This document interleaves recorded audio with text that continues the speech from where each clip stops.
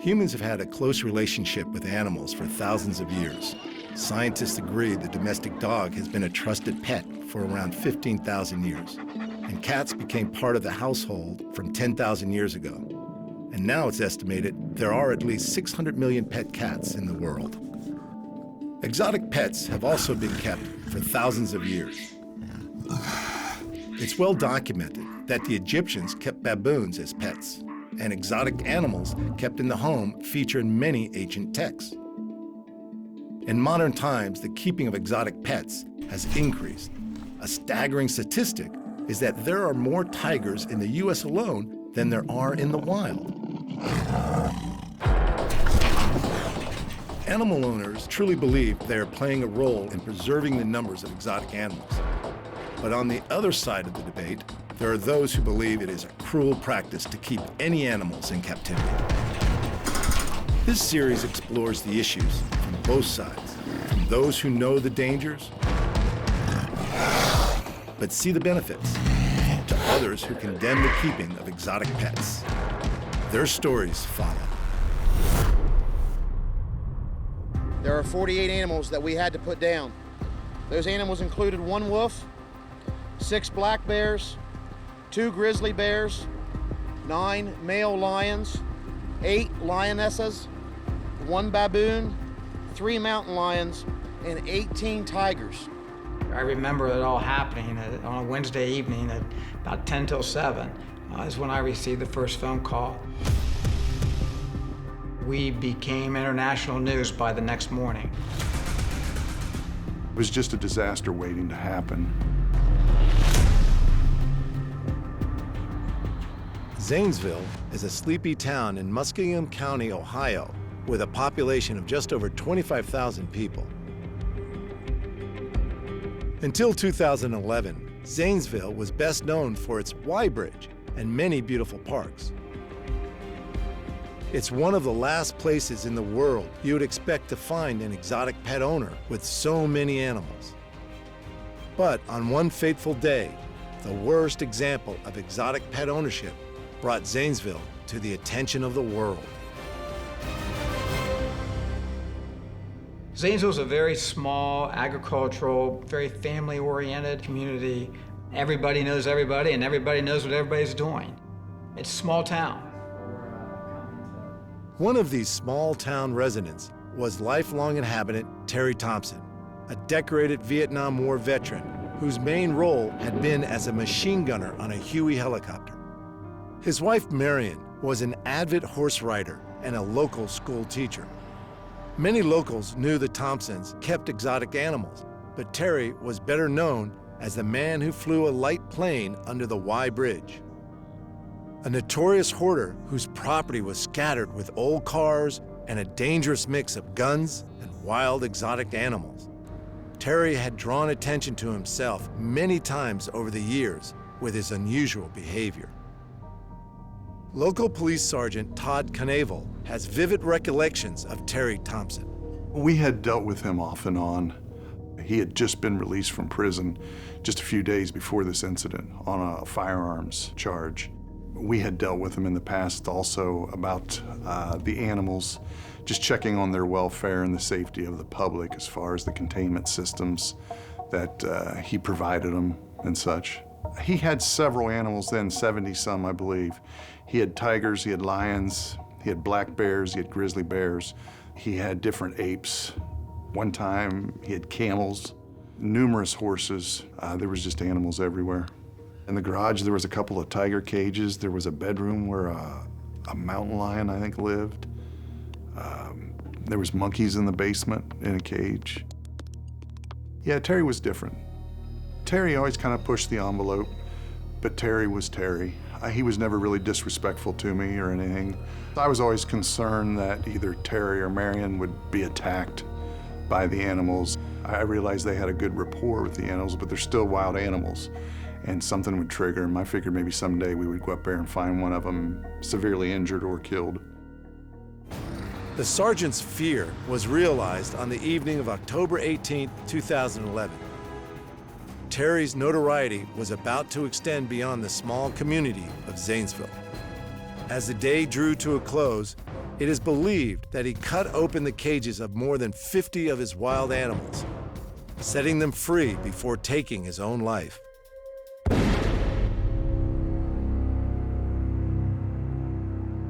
Senator Troy Balderson was born and bred in Zanesville and had been a member of the Ohio House of Representatives since 2009.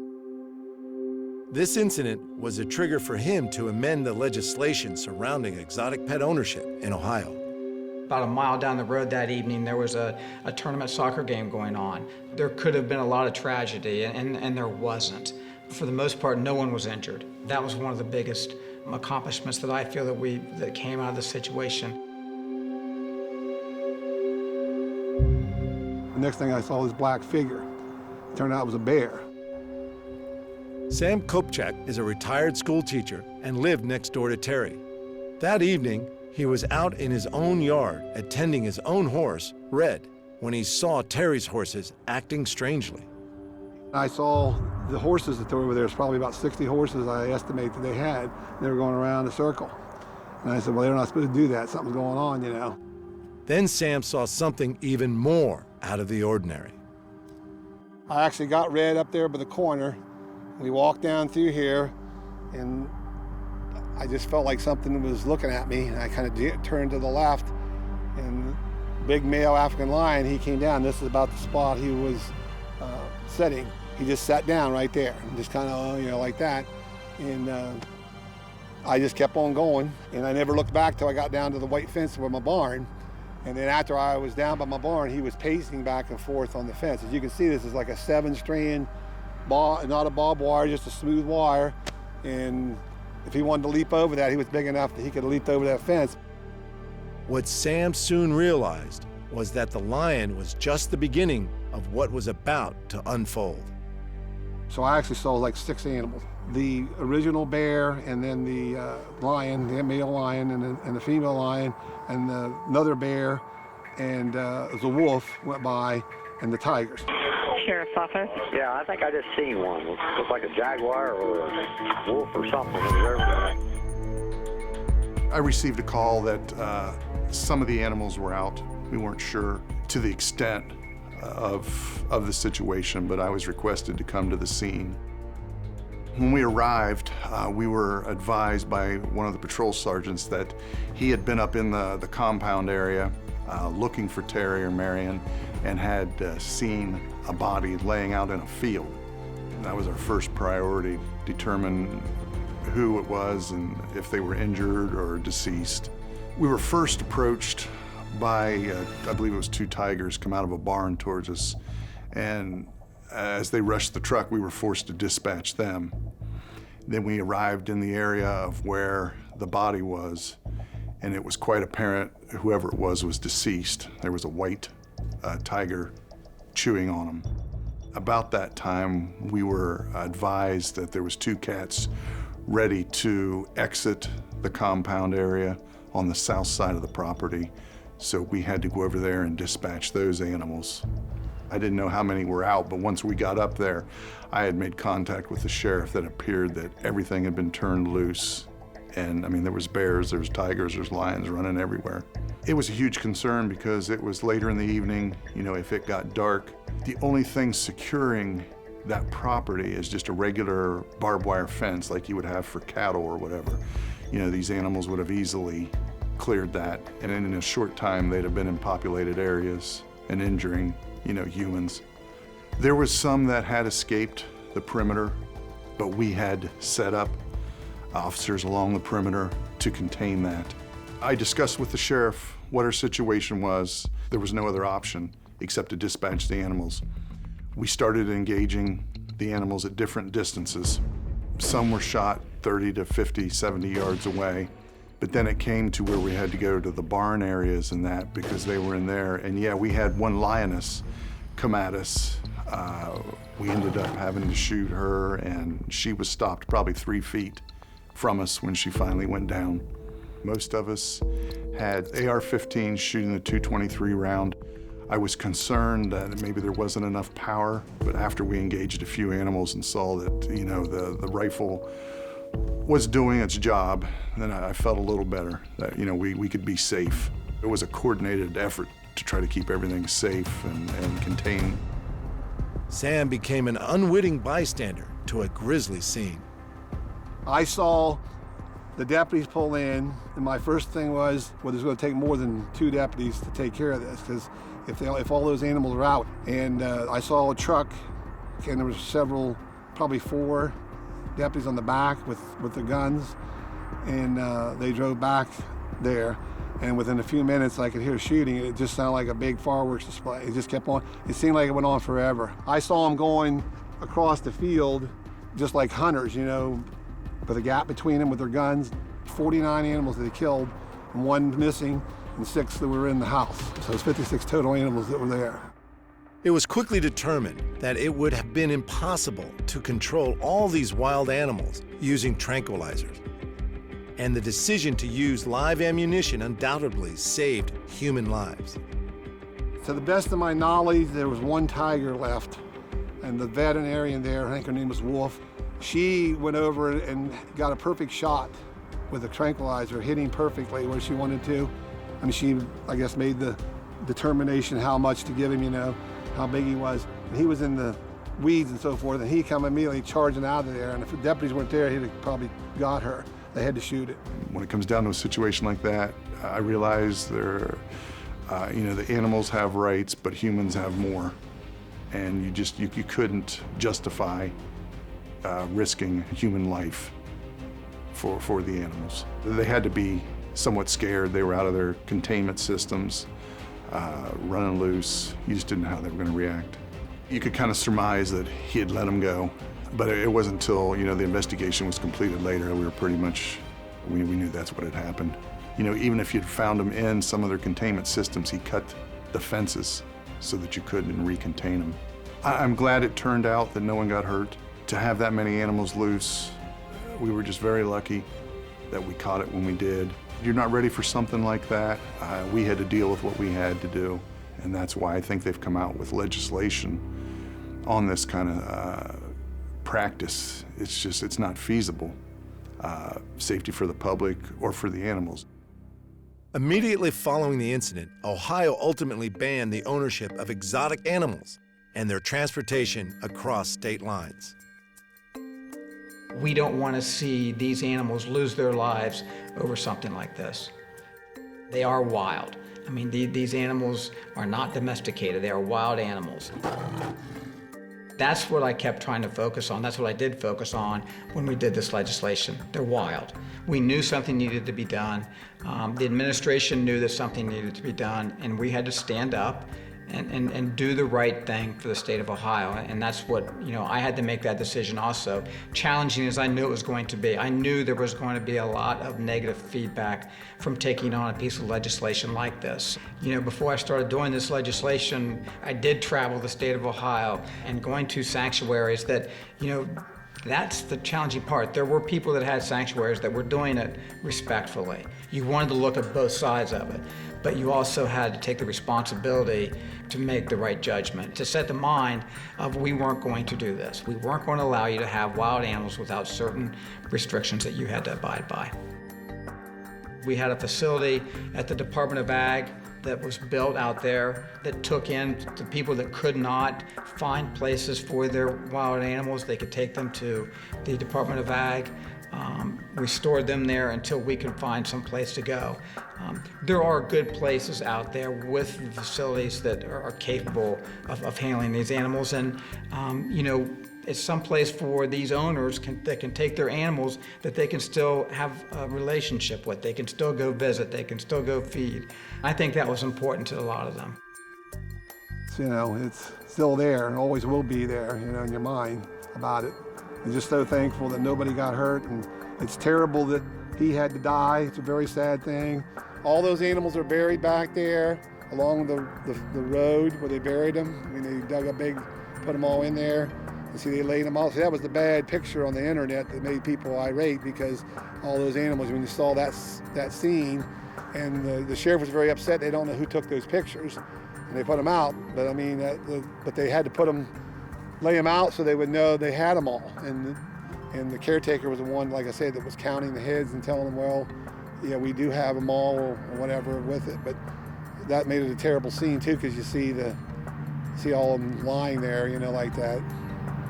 So it wasn't too nice to see. But they're beautiful animals, and you hate to see them get killed. But if you got a choice between the animals and people, you got to save the people, and that's what they did.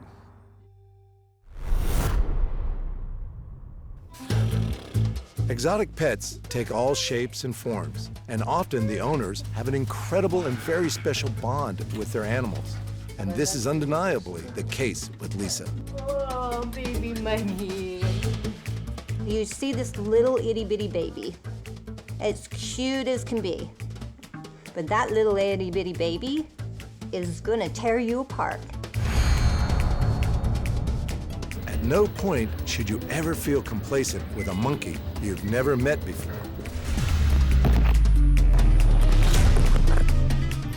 This monkey was only after the owner's camera, but it's an intense reminder this is a wild animal.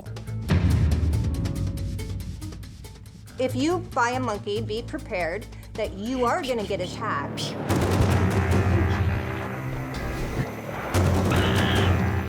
Lisa and Mugwhy have been friends for 24 years, a commitment that's incredibly rewarding, but also very demanding. Unless you're an educated monkey owner, you're in for a disaster. Every single monkey bites, and it's gonna bite you, no matter what you do. So, you know, a monkey has to be tamed, and then it can be trained. So it's a process that you have to go through, and it takes a lot of taming to become a good monkey. When you have a good monkey, it's easy to make new friends. But if your monkey is a little wild, it may bite strangers. Many vets will only examine a monkey when it's sedated to avoid any unwelcome wounds. When these animals hit 6 years old and start going through puberty, they can become wild, vicious, dangerous animals. You know, the training that they've often learned, the domestication they've learned at that early age, that pretty much goes out the window, and you're dealing with literally a whole different animal.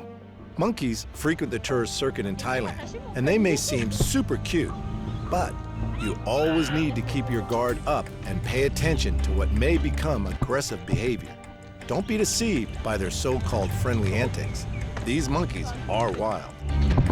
A lot of these animals carry diseases that are communicable to people. They're called zoonotic diseases. And a zoonotic disease is any disease that can be transferred from pet or animal to person.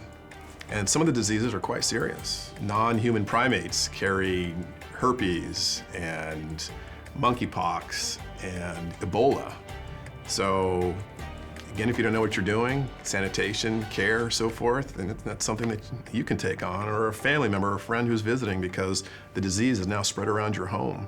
You have to step back and look at all that's involved, do your research and education, depending on the pet and what's involved. The take-home here is never should it be taken lightly, owning an exotic pet, regardless of the size or the species. We still have monkeys in the United States that are carrying disease. Probably only a third out of the 40,000 monkeys out there and growing each and every day, they are not vaccinated. We've been vaccinating these monkeys for years and years and years. And we do a serology test to screen everything that imaginable that they could possibly have. This isn't a pet for someone keen on owning a low-maintenance animal. Monkeys can be a handful. She's very calm though. She'll sit and she'll watch a movie with you, have some popcorn. She doesn't get into a lot of things. She used to when she was 2, 3, 4, 5, 6, 7. So over the age of 12 to 13, then they really start to be a part of your life. Capuchin monkeys reach maturity around 5 years, at which point their personality can become even more demanding, and potentially aggressive. If you're the prime carer, you really need a lot of training to make sure the relationship stays on track. She is 8 pounds.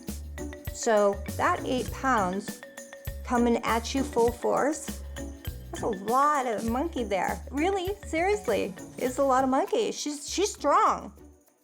A monkey on the attack is a situation to be avoided at all costs. However, for Lisa, this inherent wild animal instinct saved her life. They're very smart, yes. I was attacked. I came home from work and I was attacked in my garage, and my monkeys saved my life. A man had grabbed me from behind. Inside my house, on the 2nd floor, they have their 2 monkey rooms. And if it wasn't for all 4 of them that came downstairs and attacked him, I probably wouldn't be alive today. All I gotta do is give her one sign, and it's she becomes the wild animal that everyone sees. I love her to pieces. We are 2 people that are inseparable. Capuchins are most notably renowned as pets of organ grinders, and were in fact introduced as exotic pets from their home territories of Central and Northern South America. These mischievous rascals certainly kept the audience entertained. Plus, they had the ability to carry a cup around to collect money. From this, their popularity grew for those wanting an unusual pet. There's pros and cons where exotic pets are concerned, because our biggest problem is the caretakers and owners that own them don't have the education that they need. Lisa has trained around 3,000 to 4,000 monkeys, often referred to as the Monkey Whisperer. Lisa is the go-to person if your monkey is misbehaving. When I take her to train other monkeys, she helps. You know, it's great for the other monkeys to see that they can actually be loved, that they can be touched without being hurt. Or, you know, the mistakes that these owners make by using gloves and using weapons and the shock collars and things like that. I mean, it's still going on today. Owning a monkey is a commitment for up to 30 years or more. While capuchins are the most intelligent of the New World monkeys, in the human world, they are like toddlers. But that's how naive these people are. They think that they're humans and they can treat them as humans. But they're wild animals. They have to have a habitat. Not a little tiny bird cage, a habitat. So they can be free. They can jump, they can climb, they have things to do all the time. Muggy's surrounded by so many. You know, they need their own kind to be able to communicate, to socialize, to groom each other. That is a healthy animal in captivity. I have a huge facility. A lot of people have come to my door and dropped their monkeys off. A lot of them came that way, and all the monkeys that are there have either been injured, they've been rescued, or they've been dropped off. You have to be a very experienced person to have a primate. It's a huge responsibility. I do believe that any of the larger monkeys should not be kept as, quote, pets. But I do not call them pets, I call them companions. These devoted companions may need a lot of ongoing training, but just like humans, they are always capable of a little monkey business. I studied animals. I studied monkeys, their data, the brain waves, their anatomy. And because they're so human, you open her up, she's just like me. You know, so it's so beautiful, a creature that can do anything that we can do. I mean, she started my van, and her and Madeline ran it into my house in the garage. So this is how smart they really are. You know, you cannot turn your back. Mugwhy may be a troublemaker at times, but she also knows when to be well-behaved, especially when there's the opportunity to go toy shopping for her birthday. But first, a quick sketch as a thank you gift. After all, Monkey is a very polite little monkey and doesn't want to turn up to any event empty-handed. Her name is Mugwhy. Mugwhy. Hi, Mugwhy. Happy birthday. She'll be 24. Oh, 24, that's amazing. What? This for you. She painted it. Oh, are you kidding me? That is awesome. Outstanding. Oh, nice. Thank you. That is really cool. Ron may not have a monkey in his store every day, but he's certainly keen to help Muggy find the best present she's ever had. Yeah, we're good. Let's go shopping. You like that one? No interest in that one. No? Okay. When it comes to shopping, Muggy is a girl who knows what she wants and certainly loves all the attention. Hey! You want to check it out? Come here. Come here. Oh, look at the little princess in her chair. Here you are. Look how cute. You got a chair. You ready? Come on. Let's go. All right. We have something like this. Try as she might, Muggy's not listening to Ron's sales pitch for these toys. Up. Let's go. Up, up. All right. Right here, it's like a little Jeep Wrangler. What do you think, sweetie? Oh my goodness. Looks like Ron has finally ticked all the boxes.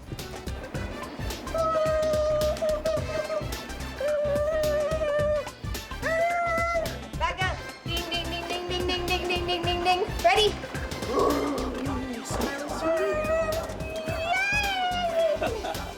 Let's go.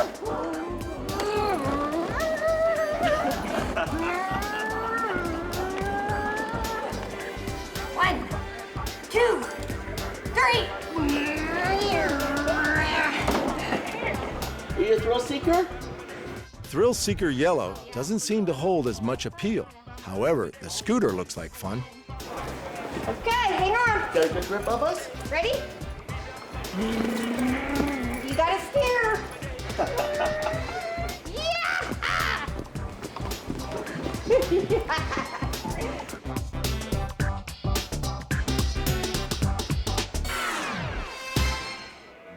After all that adventure, it's time for a quick pit stop. Nerds are your favorite? Oh, What do you think of those, baby? her ultimate favorite candy. Oh, perfect. Oh yeah. Her, The texture and the yeah. creation and everything. I got a few more for you, Bubba. There's a lot of controversy yeah. about owning a monkey. Not all monkeys have a great reputation, and many certainly aren't as well behaved as Mugwhy. But it seems the key is all about good parenting. All right, sweetie, your total is $64.94. You see it right there? Yeah, that's gonna be for your new car, your new Jeep. What do you think about that? You gonna be a journey girl? You can go on journeys with Mama? All right. Here. She's like, yeah. Yum yums? It comes down to how well they are taken care of, and that is the big picture. I get judged every single day. But what it comes down to, when they lose control of that monkey, who do they call? You can call me names, you can say whatever you want to say, but at the end, you're going to be begging for my help. You know, and am I going to turn that person away because they were crappy to me? No, I'm going to help because it does not matter. I don't care about them. I care about those animals. That's what really matters to me.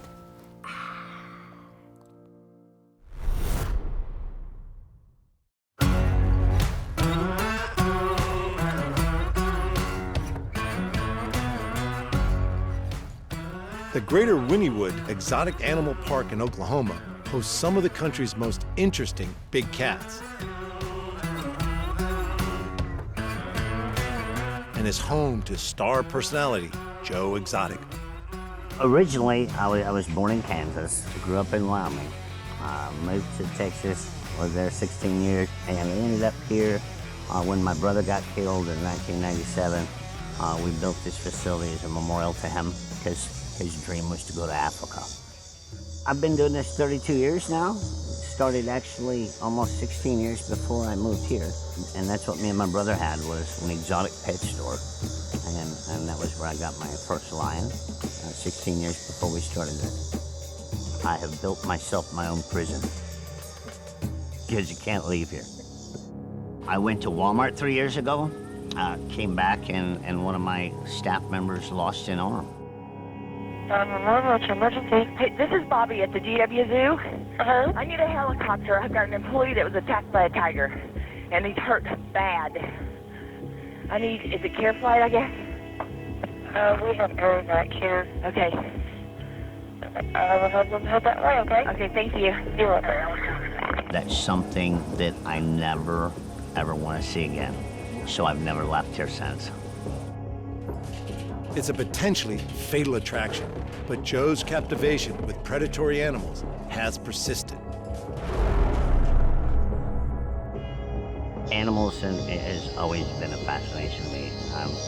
I picked up sick animals when I was little and pretended I was a vet, nursed them back to health, so it's just kind of something I've been born with. The showman side. You know, it's just because I say what most people are thinking, and they're too scared to say it, and I have fun. Anything I do, you can give me a bowl of Cheerios and a glass of milk, and I can motorboat around that bowl all day long. Entertaining, I love to entertain. 'Cause I saw Tiger. Joe's love of entertaining has led him to pursue many careers in the spotlight, which have seen him adopt the stage name of Joe Exotic. Most recently, he's combined his passion for exotic animals with his successful country music career. Singing is kind of an escape from reality to me, and I can write songs about how I feel, the way people act, misery, happiness, and that's just something that I use for an escape. I'm pumping iron. Sure, he's a little eccentric, but he does have ambition. In 2016, he ran for president against Donald Trump. I laid in bed one day during the presidential election, and, common people like you and I never get heard.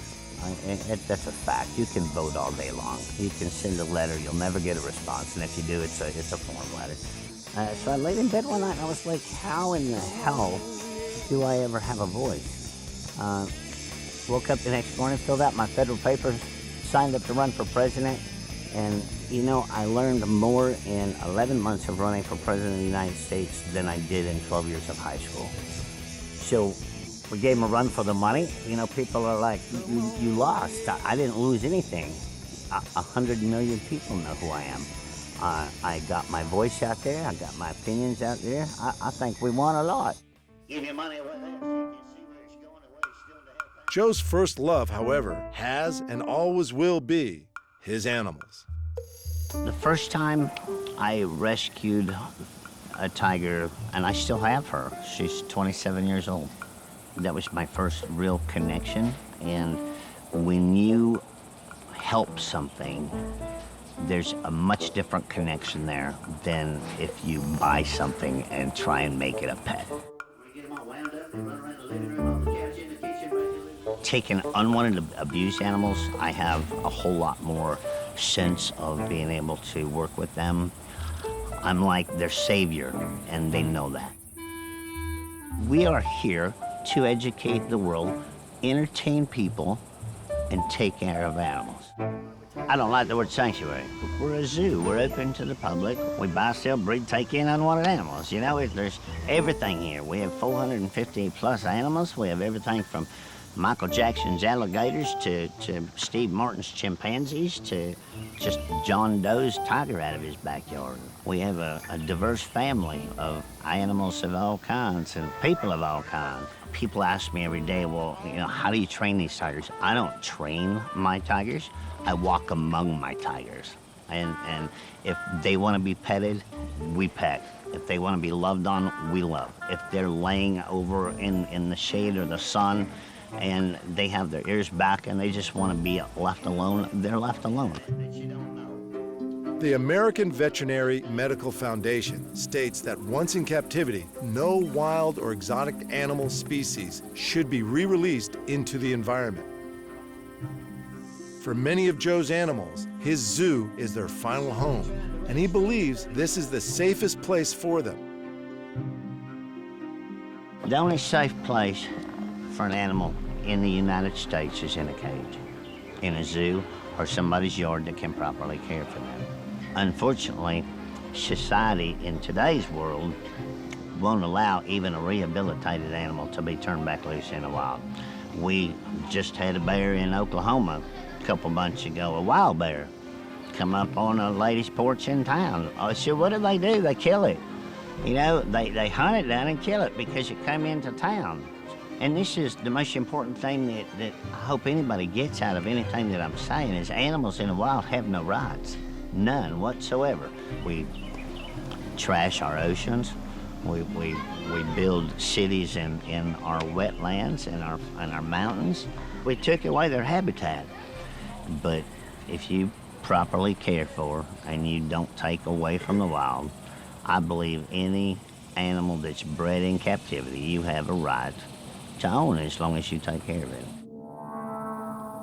While animals like the black bear are native to the States, other animals such as lions and tigers have been imported, making their care and welfare once they arrive a hot topic. The placing of exotic animals in wildlife sanctuaries and the motivation behind doing so is a highly contentious issue.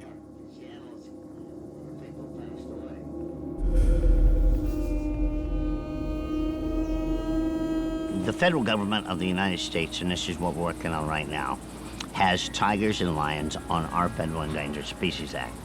Okay, our Endangered Species Act was designed in 1972 to protect native species of our lands.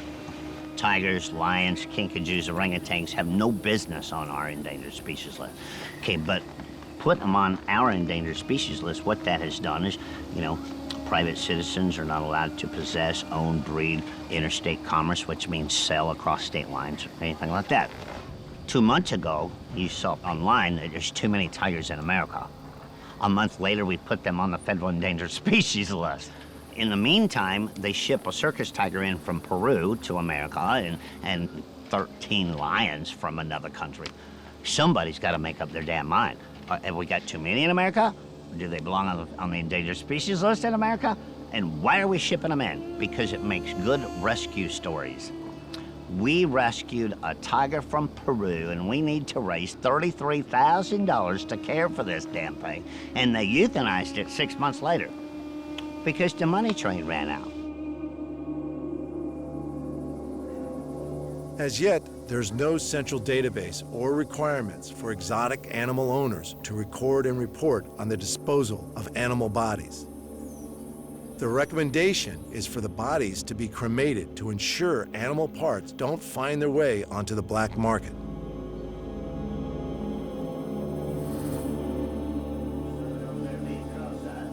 Between 2000 and 2004, more than $100 million was made from the sale of wild animal imports, making it a lucrative business. Ever one to speak his mind, Joe considers it's the money rather than the care and protection of animals that drives many sanctuary owners in the U.S.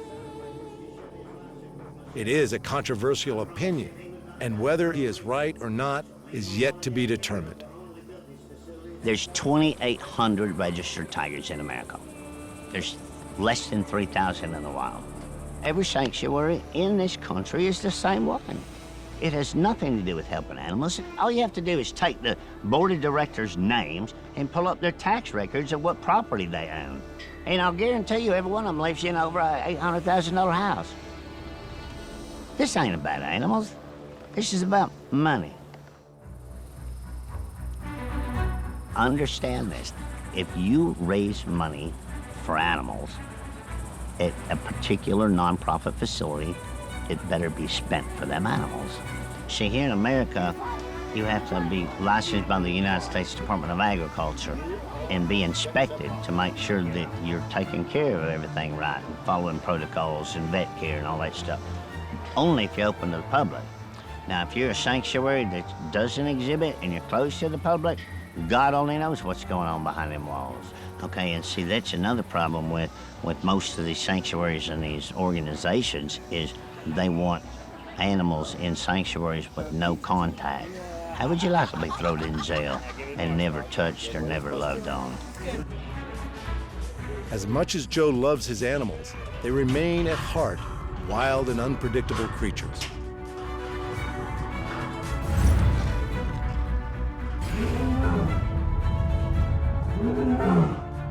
Some of Joe's most dangerous residents are his bears, and he knows all too well the potential risks of keeping these unpredictable animals in close proximity to humans. I've not had good encounters with bears. We actually have 4 grizzlies here and 3 black bears. They're just as personable as any other animal. Ozzy, who is our largest grizzly bear, will sit up and give you a high five and French kiss you and everything else. Ozzy came from Kansas, and back in the early 2000s when Kaylee Hildebrand was killed by a tiger getting her senior picture taken, Kansas panicked and passed some laws that made it illegal for private owners to have animals, and that's where Ozzy arrived to us from. Was a private owner who just had some exotic animals, and this bear loved that guy. And when he arrived here, he was probably 6 feet tall, standing up on his back 2 feet, and this guy walked him around the park just like it was a dog. He is 100% lovable as long as that fence is there. That is as much his security blanket as it is for our safety.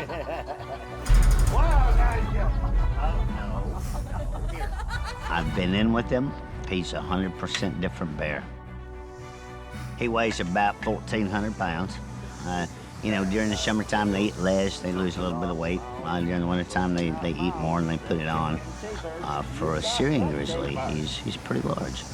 Bears are not as predictable as a lot of animals are, in my opinion.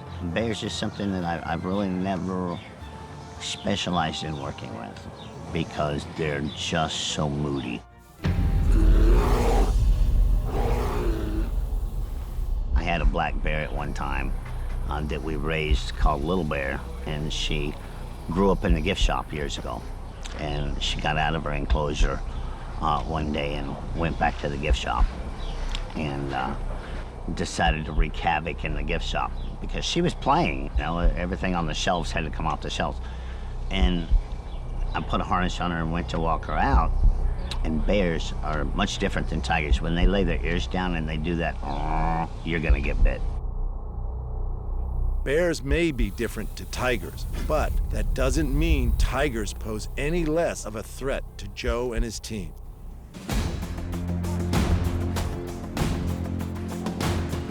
There's days they don't feel good. There's days they woke up in a bad mood.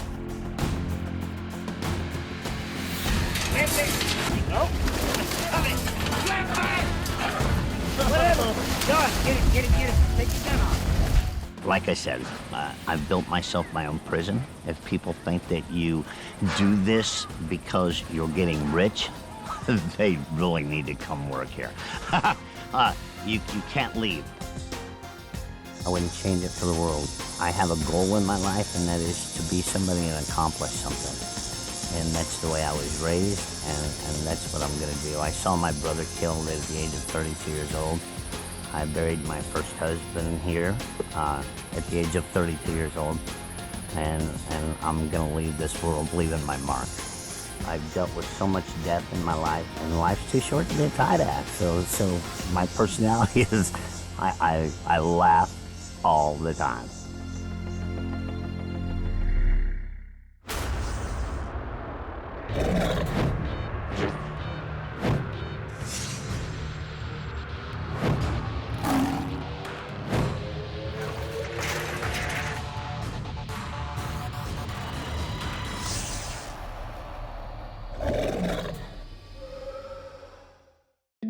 Humans have had a close relationship with animals for thousands of years. Scientists agree the domestic dog has been a trusted pet for around 15,000 years. And cats became part of the household from 10,000 years ago. And now it's estimated there are at least 600 million pet cats in the world. Exotic pets have also been kept for thousands of years. It's well documented that the Egyptians kept baboons as pets, and exotic animals kept in the home feature in many ancient texts. In modern times, the keeping of exotic pets has increased. A staggering statistic is that there are more tigers in the U.S. alone than there are in the wild. Animal owners truly believe they are playing a role in preserving the numbers of exotic animals. But on the other side of the debate, there are those who believe it is a cruel practice to keep any animals in captivity. This series explores the issues from both sides, from those who know the dangers but see the benefits, to others who condemn the keeping of exotic pets. Their stories follow.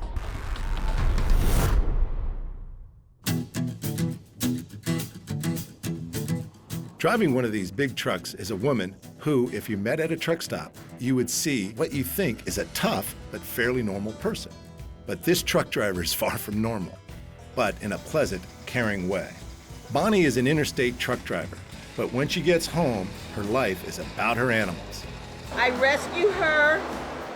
She had a broken leg when she was a puppy, and they were going to put her down, and I said, how much do you want? How much is the vet going to charge you to put her down? And he said, oh, $50. I said, well, I'll give you the $50 and take the dog. Bonnie's ranch is far from ordinary. Let's start with the dogs. I've had up to 50, but being that I'm driving truck all the time now, it's too much. 20 is a little much anyway. It's a lot of work. And I have a great guy that comes out here and works and helps me do stuff. You know, it gets monotonous. I mean, because, you know, you got some that when I'm gone stay in the house and they don't get out. So, you know, you have a mess to clean up. The guys, you know how guys are about doing that. But they do a pretty good job, I have to admit. But, because I got some really old girls in here that are in their, you know, 14, 15 years old. And they can't take this heat and they can't take the bad weather. So you just have to do what you got to do. He's the one that brought the bears home. This is Reno, and he is a giant schnauzer. This is not something that's happened just all of a sudden, trust me. I've been doing this, like I said, for many, many years. I don't think anybody could have enough dogs. I mean, dogs are your buddies. That's the dogs, about a dozen of them. Next, exotic parrots. You shut up. You shut up. What did I tell you about that, talking like that? Give Mama a kiss. You love Mama? Oh, I love you too. He's very intelligent. He can do all kinds of little things when he wants to, but getting him to do it's another story. It's like, you know, I don't have to, don't make me. From there, it's horses, about 10 of them. And then an unlikely friend, a fully grown adult steer. He's a very good pet. I probably could ride him if I wanted to, but he's a very good pet. Everybody thinks I ought to sell him, but I can't sell him. He's a pet.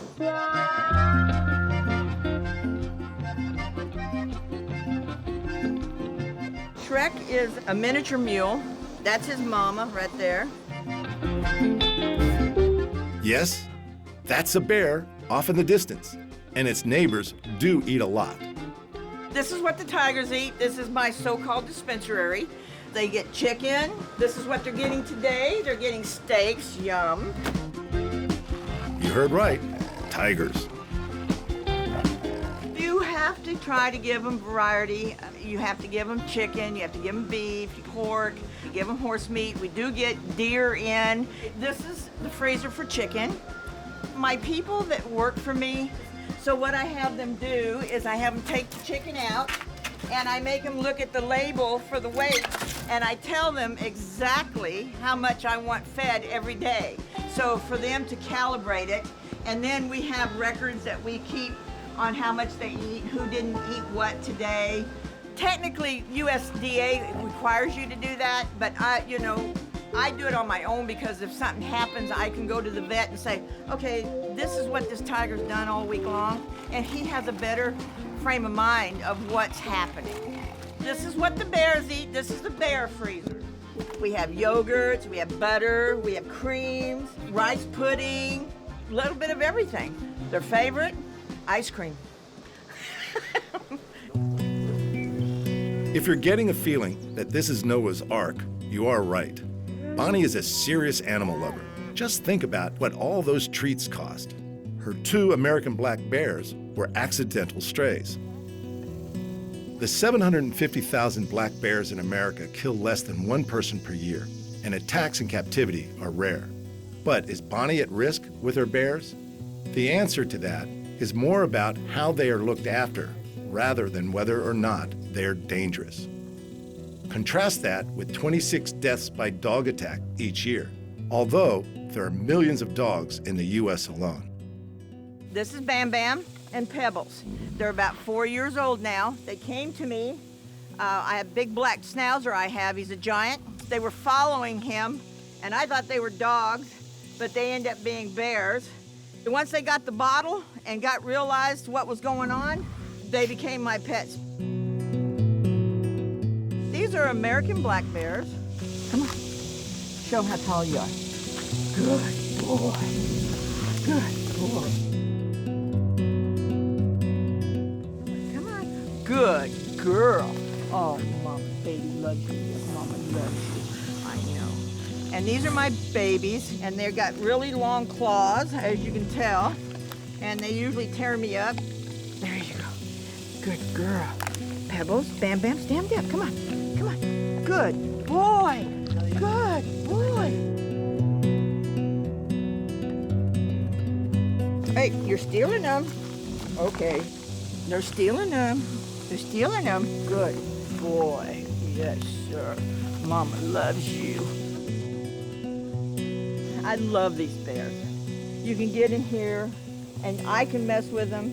Of course, you don't want to ever trust them because they show no sign that they're going to attack you. I have been bit, I've been clawed, I've been knocked down by them, and usually I carry a taser with me when I'm out here by myself so I can get up. And she's about as unpredictable as you can get. I've scared her and she's turned around and, I walked up on her too quiet and I've scared her and she came at me. But, it wasn't an attack. As soon as she realized it was me, she stopped. I can't express enough that these are wild animals and their mind can change at any moment. They can be killers in a matter of seconds if they wanted to. I have found with my experience with animals, exotics, domesticated, you feed them well, you take care of them well, you give them plenty to eat, they seem to be fine. When you start not feeding them and doing what you're not supposed to do, you hurt them, then they hurt you back. If you come at them aggressively, they're gonna come right back to you aggressively. Like if they're doing something and she's wanting to bite me, I just change her mind and go, no, it's okay. You turn the tables on them. And loud noises will scare them. There's times that, like I'm doing something and they're being nosy, if I don't want them around, I'll slap the side of the tank and they run. I'm not a bear expert and never claimed to be, but being with these, and these are my first challenge with them, I've learned a lot. It's been trial and error. I think they're doing good. I think I'm doing okay with them. Some people may say I'm not, but they seem happy to me, don't they to you? They're very easy to take care of. I'm really surprised. I've offered them meat, I've offered them fish. I put 4 rolls of hay out there day before yesterday. Look how easy they mangled it. They go up in the trees, they get on them, they climb up on them. They get way up there. They come down to eat and to pick on me. Have you touched one? Come here. Bam, Bam. Come over here on this side, touch the butt. These bears can be dangerous, but that is also part of their appeal. And this could be why predator pets are popular. The feeling of being with these animals is a mixture of fear and fascination. I'm slightly worried now. Oh, he's licking me. Oh, dinner.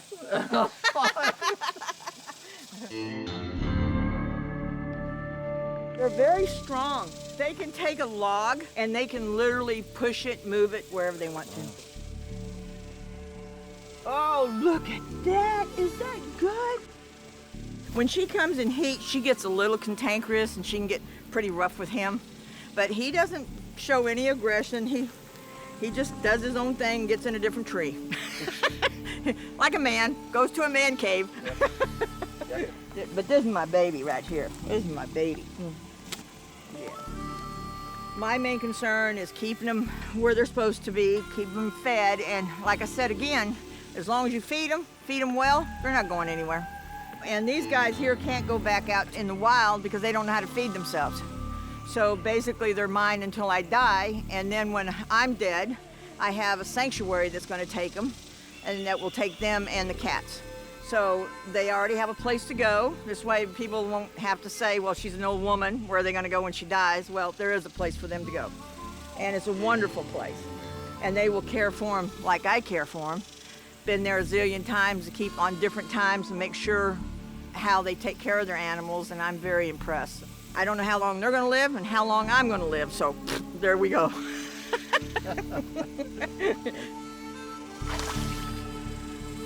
They stand on the edge, and this is what happens to my $500 stock tank. Huh? More toys? Huh?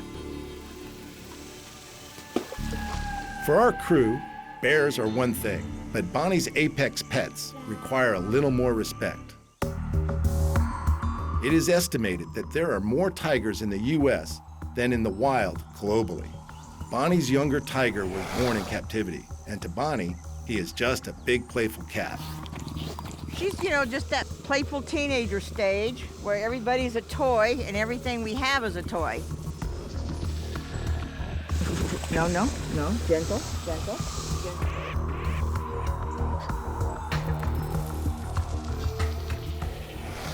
You notice how she has not hurt the dog? Mm-hmm. He hasn't yelped or anything?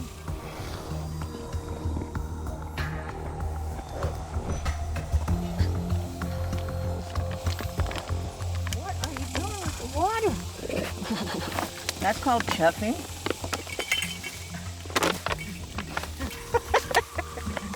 She goes, what was that? Oh, don't run. No. Oh, are you okay? The concern is what will happen when the big cat reaches maturity. Incidents of pet tigers killing people are rare, but we have to always remember they are an apex killer. So Bonnie, one way or the other, is taking a risk. Ow! Yeah, there's a stick. You want a stick, Bonnie? Bonnie, here's a stick. No, I got it. No, you stop. Now, come on. Ooh. Don't bite my leg. Not just with one tiger, her second one is a fully grown female. Well, she came to me 7 years ago. She had ringworm and a yeast infection all over her hair, and she was pretty poor, but now you can tell she's magnificent, she's healthy, and she's not that she doesn't like that cat, she's just telling it to back off. But she's my baby, and I love her. Well, she weighs 450 pounds. I go in there and pet her, and I do clean the pen, do everything like I do with like I did with the other cat. But when people are here and the cameras, she gets bashful. So, and I think, she's back here in the back. She don't get a lot of people here to socialize with her. If she had more people to socialize with her, she'd probably be all over us. But really, she's a very good cat. She's not mean, she's not aggressive. When she's scared, you saw what she did. She kind of growls a little bit, but that's just to show you to back off. She's a tiger, again. Don't feed her, she'll eat you. I've only been scared of one cat in my life. I was in the pen with two cats, and I was against the fence like this, and they double teamed me. One come here and one come here. They've never hurt me, but it is definitely a feeling that, okay, this could be it. But otherwise, no, I'm not afraid of them. I should be, I'm very caught. Let's put that a different way. I'm not scared of them, but I'm very cautious of them.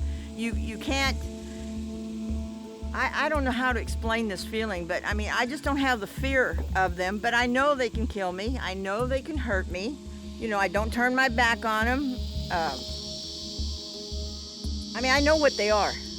I know that they can be an aggressive animal, and they can be friendly one day and be an idiot the next day. The thing is when you're feeding them meat, get out of the pen. Why do you want to be there? They're eating. If they're having a bad day, why irritate them? Leave them alone. Let them just go through their bad day. It's a sense you have with animals, you know. If you have that sense, your chances of getting hurt is minute, you know. But if you're bullying them or doing things and you don't pay attention, then you get hurt, and that's what usually happens with people. They're not for everybody, you know, and not everybody wants them. They're a big expense. They cost a lot of money every month to feed. It's not that they're a lot of work, but you have to take care of them. You have to know when something's wrong with them. But that's the whole idea of owning animals anyway, isn't it? Oh, come on, Nushka. Come on, Mama. Come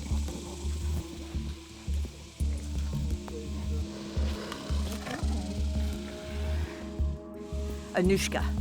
It comes from Alaska, and it means the first ray of light. So that's what I thought of. And then Sunita, the little one's name, is a Spanish name for beauty. But those are my children, as children go.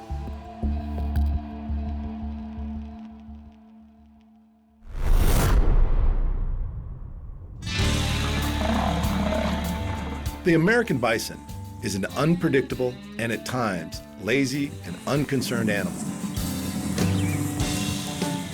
They appear peaceful, but this large mammal has a temperament that is totally unpredictable. Bison roam the plains of North America in their millions. Hunting decimated their population down to less than 1,000 animals. Today, things are looking up. The population is growing, and to one family, a pet bison is the perfect house companion, even if the house is a little A-frame cottage on the plains of Texas.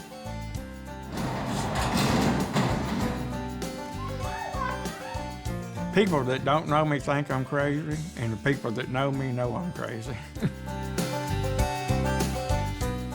I've been here for 31 years, and I've been training horses for a living, and I use buffalo or bison to train my horses with. Yeah, I was fascinated with them when I was a kid and never thought about even owning one. I don't think when I was young you could legally own a bison.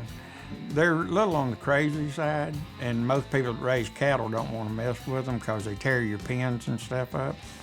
They're a lot wilder than a cow is, and they're harder to handle for most people, but if you know how to handle them, they're almost as easy to work as cattle are. Sharon and R.C. are both extreme animal lovers. We both have the fascination with bison. I'm not much for the little bitty dogs or anything like that. I like the wildlife. And that's one reason why R.C. and I, fit together, because we both like the wildlife. The more Western it is, the better we both like it. First time I ever saw a bison, of course, was R.C. I mean, in life, I've seen them on TV and all that, but first time was whenever R.C. brought some home to train his, cutting horses. After that, we decided to own Wild Thing, and he become our pet.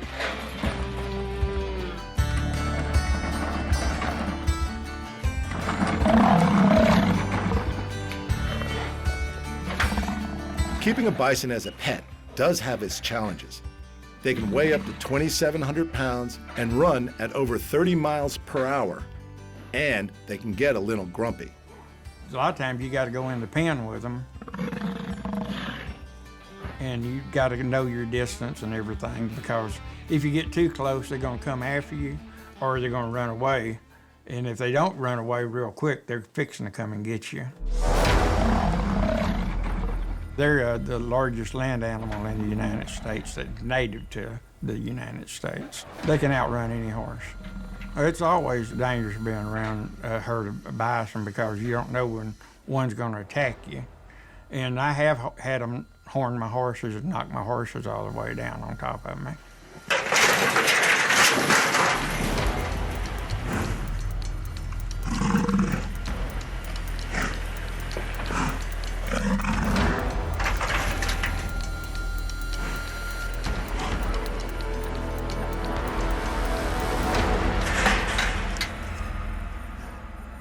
Oh, he's been nice. He's putting it back in place.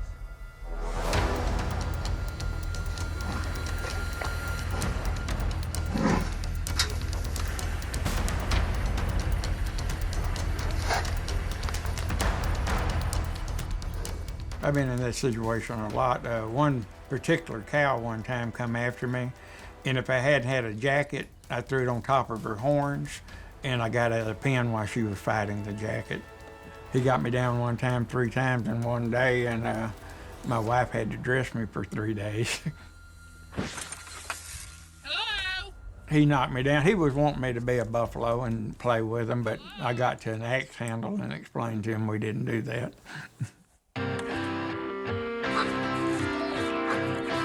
R.C. counts Wild Thing as his pet and his companion on the ranch. This big bison is, at times, almost cute.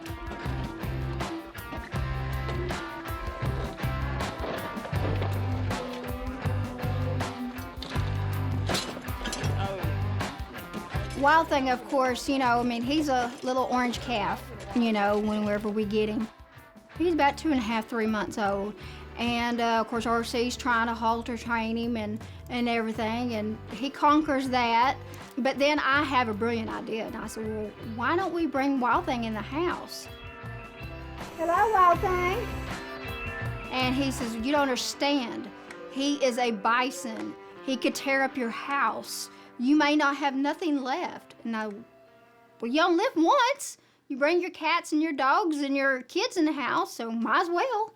So ever since then, we've been bringing Wild Thing in the house, and he's grown up with us.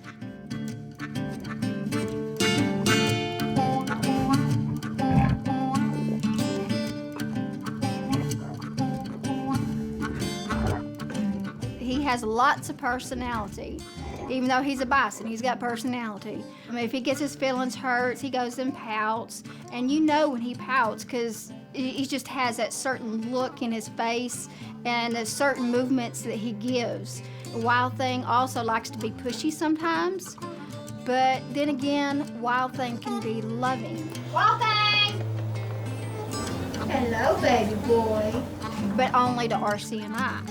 Only the past 10 years, I've been able to actually touch him and groom him. I mean, I'm always out there taking pictures of him and different things like that. I can wear fringe and wear big headdresses that I make with feathers. RC, he can't wear fringe around him, not safely. So, you know, and I think it's because Wild Thing's used to RC being just a cowboy, and he's used to me being just out there, because, I mean, I'm always out there. So he never knows what to expect of me. But there's times that Wild Thing is sitting outside, relaxing, and I may kind of crawl in and lay close to him. I can't touch him, I can't lay up against him, because then he'll jump up. But I do lay in there with him, and then sometimes RC and I both will lay in there together. And I mean, you know, he can be, you know, seem real sweet, but he's not a, you know, sweet animal per se, you know. I mean, he is a very dangerous animal for others.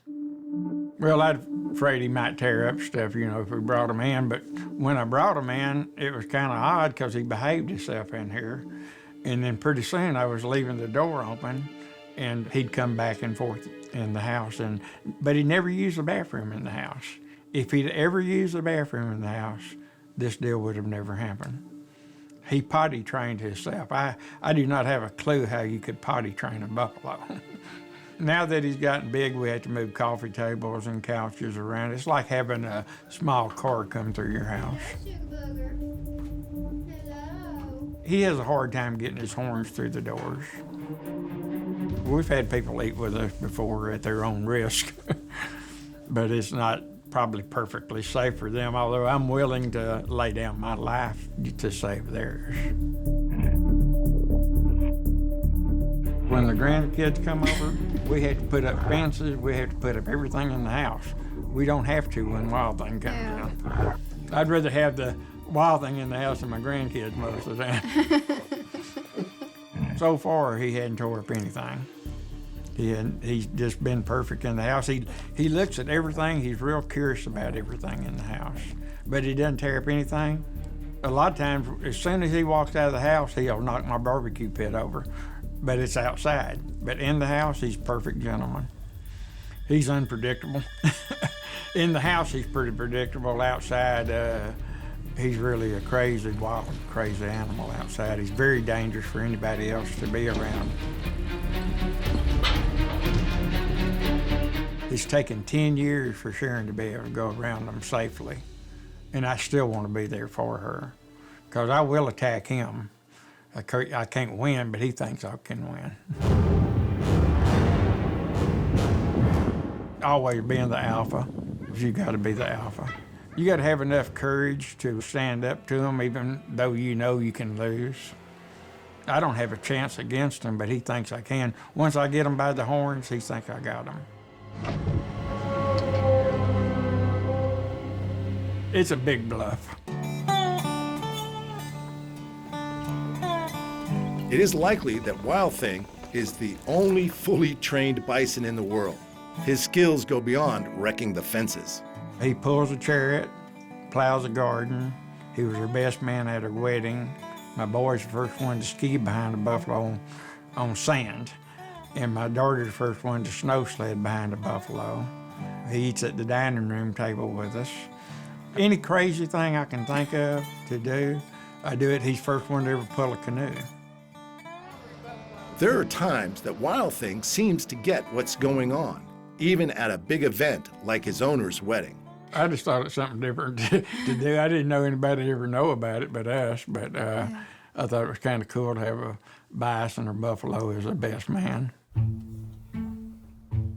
Our minister, he knew us already, so... He wasn't real comfortable, though. No, he wasn't real comfortable, but he liked it. I mean, he thought it was neat, you know, and he only said only for us, not for everybody. Our wedding has been all over the world.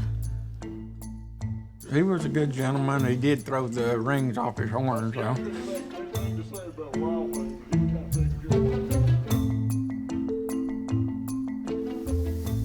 I see him as a little baby. I don't see him as a big buffalo. He's a baby to me. He's not big to me because I've raised him, and he's still a baby to me. Yeah.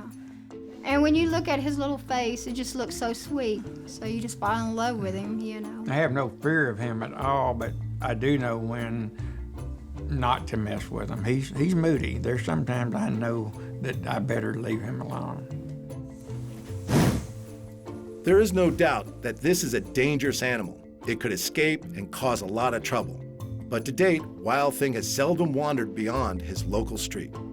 If he gets out, everybody just take pictures from their porch, but they know not to go around him. Yeah. He goes down the road about a quarter of a mile and fights a cedar tree. And I learned the first time I went down there, I better let him fight the cedar tree for a little while, because he'll come after me if I try to make him quit too soon. Mm-hmm. So I let him go ahead and fight it for a little while, then I'll put a rope around his horns and lead him home. He's got a real big barn, and he has fans in it, and I water the ground every day because it's hot this time of year, and he stays pretty comfortable. Of course, his favorite place is in the house. I go there and feed him every day. I can pour the feed in the trough. If you try to pour the feed in the trough, he'd kill you. He don't want anybody feeding him but myself and Sharon. I have let other people feed him through the fence, and he'll attack them. RC treats Wild Thing with mutual respect, but it is RC who has to do the cleaning up. I just got a lot of joy out of him. I got to clean his poop out of the yard every day, and you know what? I'm glad it's out there so I can clean it up, because I just enjoy him. I brush him every day. I spend more time with him than I do my wife. I'm in the pen with him when he's tearing up stuff usually. He may be throwing the canoe in the air or tearing the fences up. I stay in the pen with him. Ever since he hurt me one time pretty good, I think he knows he hurt me and now he don't want to. And the hard part when we're filming or doing something out there and we want a video or something, I can't get close to him when he's tearing up stuff. But for the opposite reason, you think. Woo! If I get close to him, he's gonna quit. Because he's gonna protect me by quitting. So if I wanna, Sharon's doing a video of him tearing up a fence, I gotta stay back far enough that he won't quit. Because once I get in a danger zone, he shuts it down. He knows I'm his best friend because I never do anything against him. I do everything for him.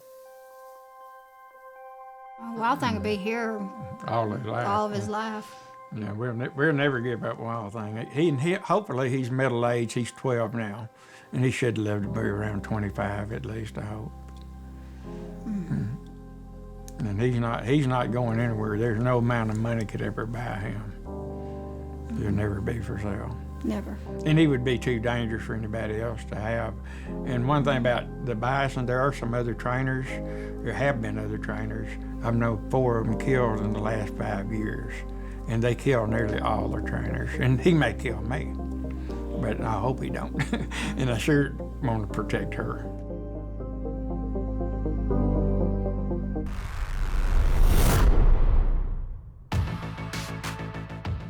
It's hard to define Tippi Hedren, the Hollywood legend and star of The Birds, Marnie, Roar, and The Countess from Hong Kong.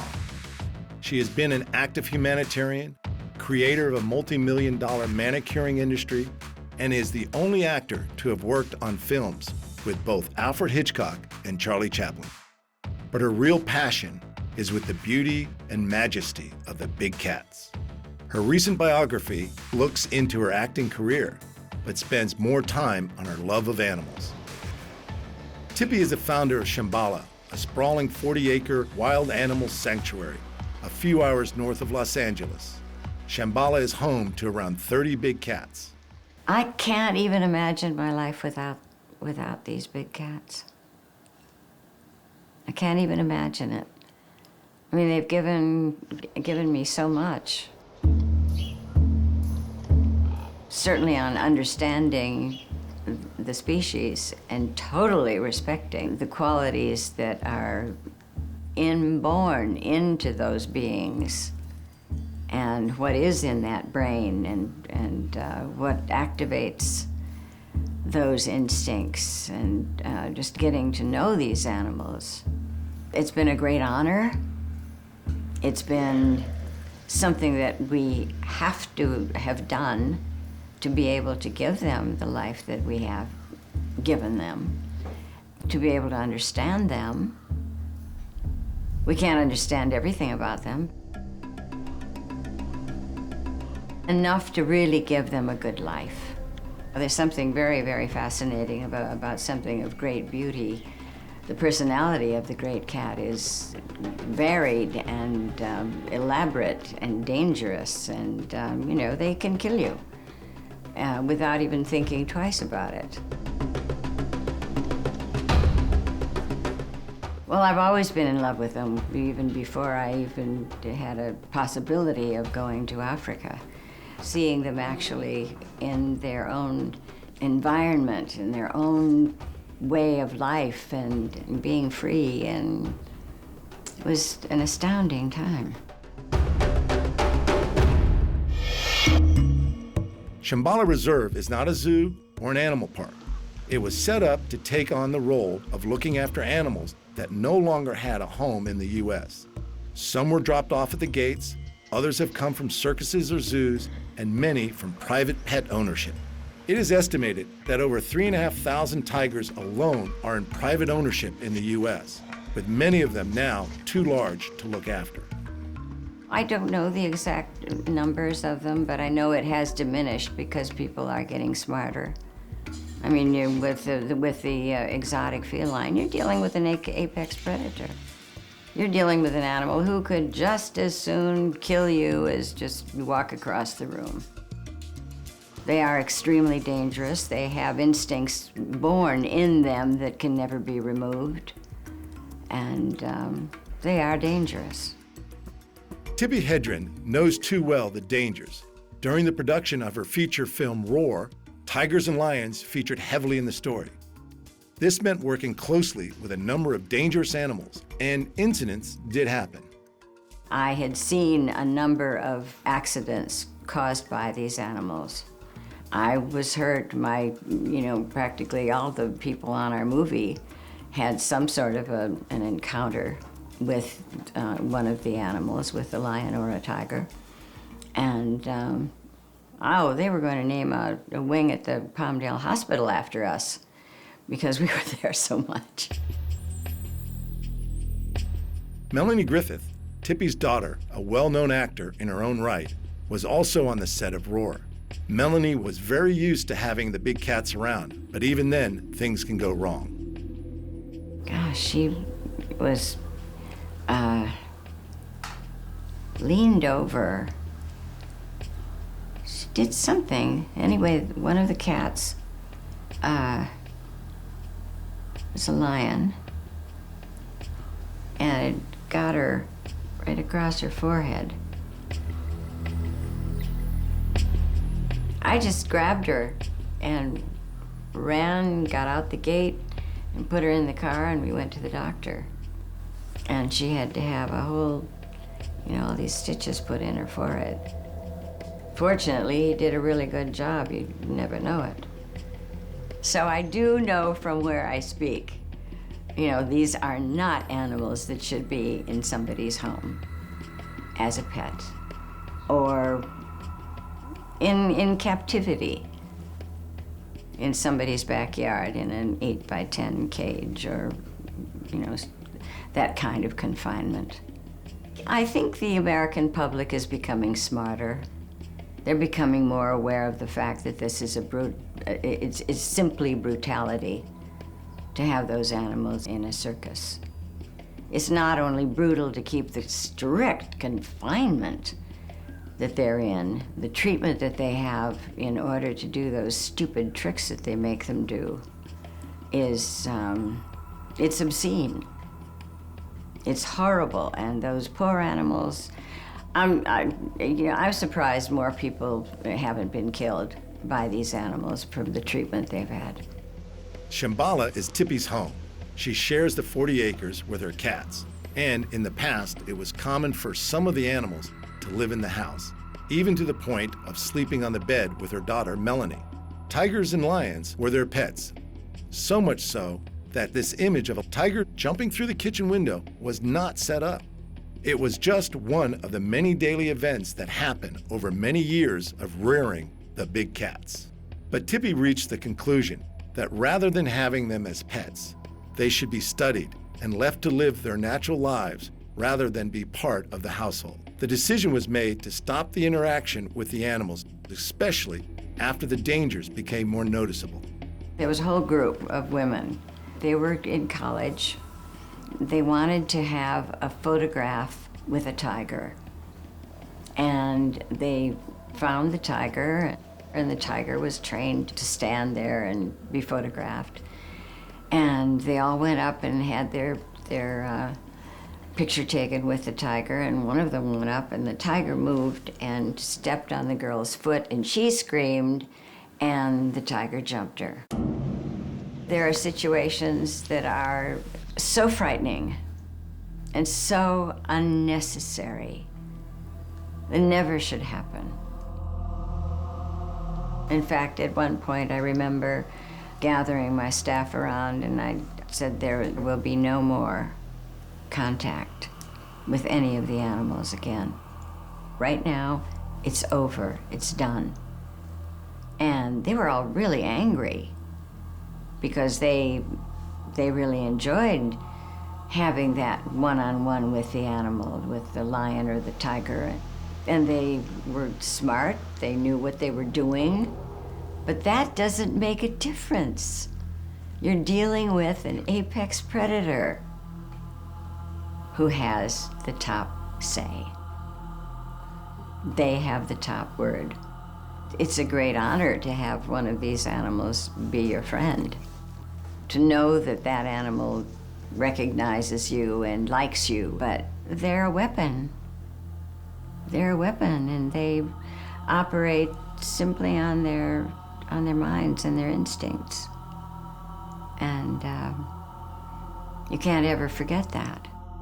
When you're not dealing with a killer, I think any kind of an animal needs to have whoever becomes the power of in a captive situation must know everything about that species, about what does that animal need, and what can I give it that they need, not what I feel like giving them. You know, oh well, I've got an 8x10 cage out in my backyard. That'll be fine. He'll fit in there. That's not enough. No, there's a great deal to know about an animal, any animal that you decide to take into your life, no matter what it is. Whether it's, my little cat that just walked by, or whatever. What can I give that animal that will give him a life that he will be content? And if you look at it that way, there probably wouldn't be so many unhappy, miserable animals in captivity. I think there are a lot of people who would like to have a wild animal as a pet. Of course, it depends on the type of wild animal that you choose. However, if you're choosing an apex predator to become your pet, you're making a very, very big mistake. A huge mistake, because the instincts in those animals are it's in their brain, and there's nothing you can do to change that. They will always be a danger. You just don't ever know when it's going to come to the foreground, and most likely you wouldn't have the strength or the knowledge of how to react to it. I mean, these animals are powerful beyond belief. I don't know, the tensile strength of these animals is one that we can't, in their greatest amount of power that they exude, there isn't any way that you could fight that, other than a bullet. I feel very, very grateful that I've been able to have this life with the big cats. I am very grateful that I have managed to become an older woman. I've still got all my limbs and I'm still walking upright, because there have been times when I was put in the hospital, because you're dealing with an entity that is so powerful and so unforgiving, and they're not good at telling you what their plans are. We feel very, very fortunate that we haven't had any serious problems with these animals. And I do not recommend anyone acquiring a lion or a tiger as a pet, for any reason. The fascinating thing about them is that you just never know. I mean, you can have 10 years of just absolute angel lion, angel tiger, and then bam. It's like playing Russian roulette. Shambhala has its role. It is one place where lions and tigers can feel safe and cared for. Tibby Hedren has done so much for these animals. They are in captivity, but the respect shown to each and every one of them goes without saying. But the final word on owning a predator pet is a warning. With the exotic cats, you're dealing with a serial killer.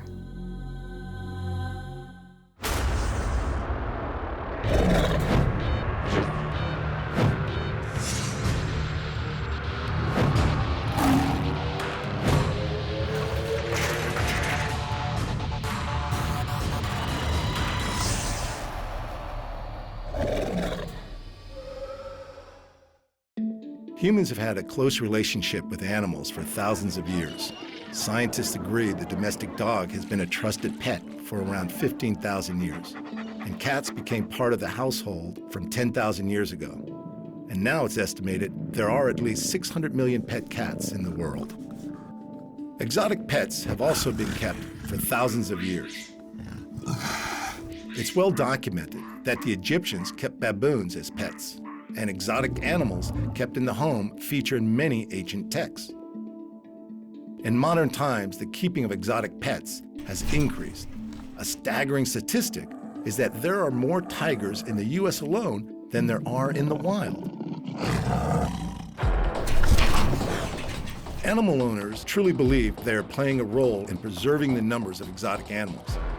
But on the other side of the debate, there are those who believe it is a cruel practice to keep any animals in captivity. This series explores the issues from both sides, from those who know the dangers but see the benefits, to others who condemn the keeping of exotic pets. Their stories follow.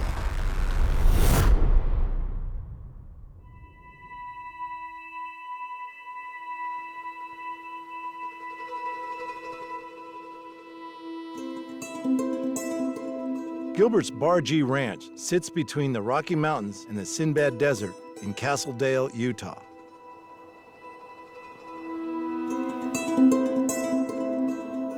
Since the 70s, Dwayne Gilbert has run a variety of livestock, including cattle and horses. Today, semi-retired, he raises a small herd of Grant zebra. Horses have been domesticated for thousands of years.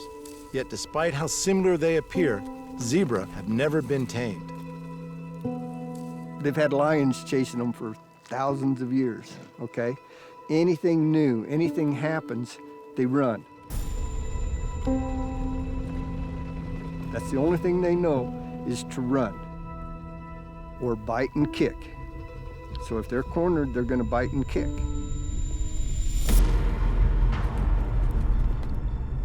I've heard stuff on TV that they've seen instances where a zebra could crush a lion's head. I would believe it.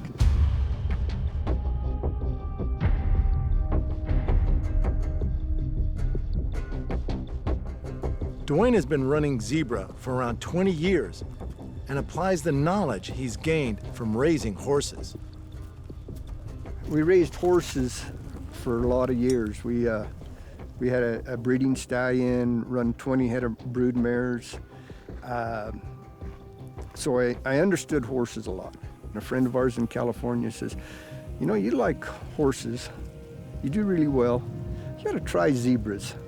And so we bought a few zebras and we just really enjoyed them. When we got our first zebras, it was a little bit cold. So I called the zoo and they said, oh, you have to have heated barns and you have to have this and you have to have that. So I did that and the zebras were beating each other up.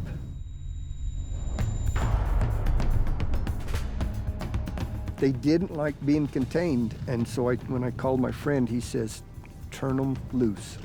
Zebras have to have a place to go. I turned them loose and everything was fine. To an experienced rancher like Dwayne, handling a zebra herd is not unlike raising other, more common livestock. When we load the babies up, when they're ready to wean, we'll go up to our corrals and I'll feed them up there and we'll put them in a corral. The next day I'll feed outside the corral and I'll just stand at the gate and wait for the ones to come out that I don't want until we have what we want left in there. We go from there into a loading alley and right into a horse trailer. It's like working with wild horses or cattle. They're not broke to lead. You're not gonna just push them in. If you'll notice, I fed my zebras, I strung the hay out. They're just like other animals. They have a pecking order. If you don't string it out, if you've got it all in one container in a feeder, you're gonna have 3 or 4 in there and you're gonna have them kicking and biting and they'll still grab the hay, pull it out of the feeder and eat it off the ground. And so I rather bring it out here where there's some grass and it's a little bit cleaner and string it out, let the zebras find their pecking order, and they have a place to run. They have a place to go more than just 10 feet in case something happens. Dwayne's years owning zebra have made him highly knowledgeable about his striped equine herd. If there's a situation that we have to have a vet here, then we'd sure call them. I've used a couple of different vets. I know more about them than they do, but they're there with their experience and so that they can help do their end of it. As far as bringing them in, putting them in a chute or something, I'm more familiar with them, and they just kind of stand back, and then when we get them in there, then they're able to do what they can.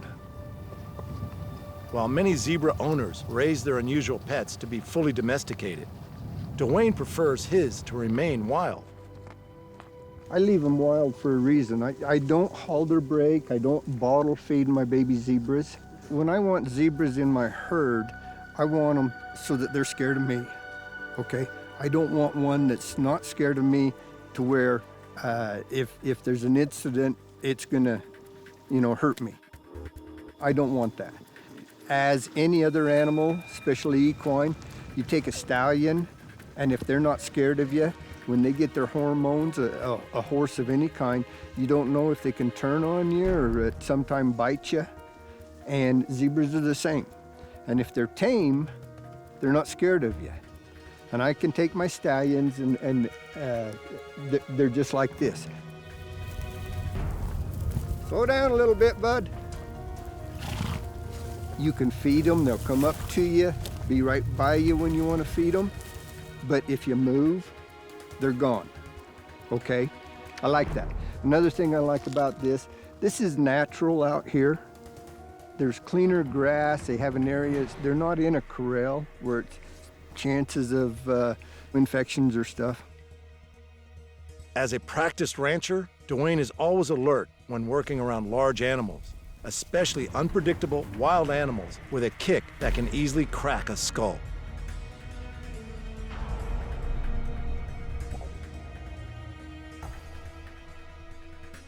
We do have coyotes here. We have mountain lions that'll come down occasionally from the mountains. One of the things we have to watch is dogs. A zebra will kill a dog real fast. And yet, if they're in a contained area, the dog will scare them. So that's, again, if they're out here, they're fine.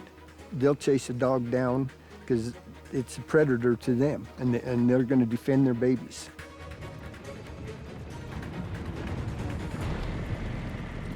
I could probably walk over there, but anybody different, they're just scared. They're leery of anything new, anything, more than one person out here. Zebras are aggressive animals, and fights between males are common and violent.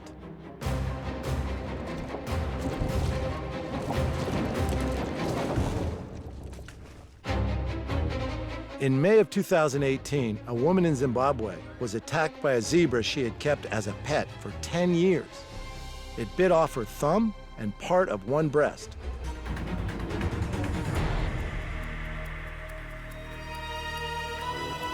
Even as an old hand, highly experienced in handling livestock, Dwayne has been on the receiving end of a zebra's bad mood. There was a time I sold a little male zebra, and he was, I think, 3 or 4 months old. And the guy wanted me to deliver him. So in order to keep it calm, to keep from hurting itself, I rode in a horse trailer with it, and I had a halter on it, and I would hold it. And he kept trying to bite my leg.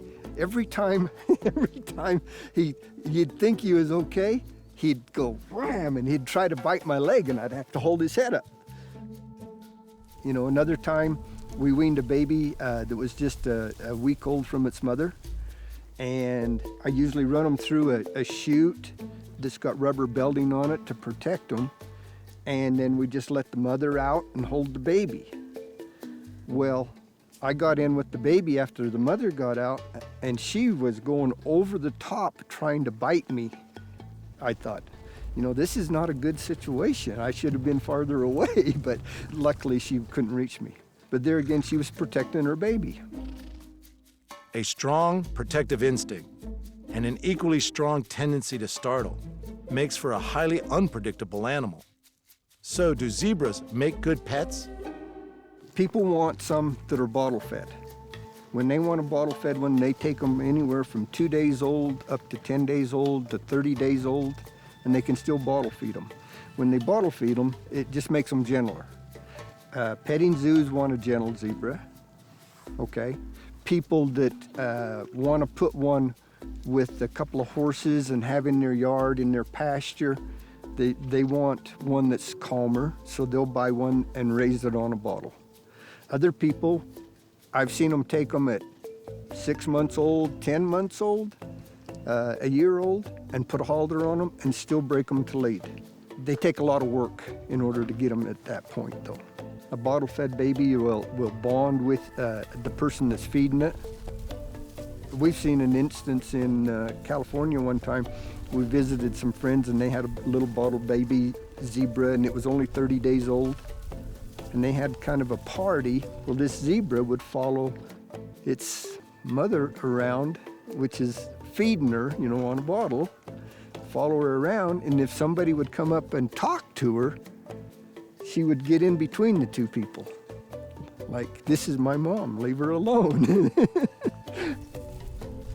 Dwayne also breeds and sells his zebras, and his customers have a whole range of different reasons for wanting to own one. You know, I've been raising them over 20 years, and, you know, you just, I don't know, it just seems like we have a number of people every year still call and say, you know, I got a zebra from you, I want another one, and of course, petting zoos, they've been good clients. There's still so much of the public out there that doesn't know that you can own a zebra. And it seems owning zebras can also bring some completely unexpected surprises and special moments. One time a young girl from Salt Lake called me. She had heard we had zebras and she had just loved them. And I didn't know her. She called and says, if we brought a photographer down, could we get some pictures of me in my wedding dress with the zebras? And I says, you can try. But I says, you put a white dress on and step out in front of them zebras and they're gonna leave. And she says, well, I'd really like to try. I just love everything about zebras. Her and her mother showed up and she got in her wedding gown and had the photographer down here, and we came down here and I put some feed out for the zebras and they left the feed and walked right up behind that girl in that white dress like, that is something different.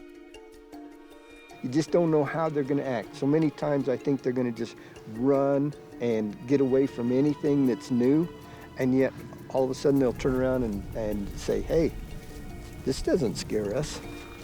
See, we've got one here that says, there is something different over there. They may not make good riding or working livestock, and their flighty nature makes them dangerous. But it's clear that the lives of Dwayne and his family are obviously enriched by having their very own zebra herd. We love our zebras. I'll come out here in my truck and watch them, and you'll see the same thing as you'll see zebras in the wild.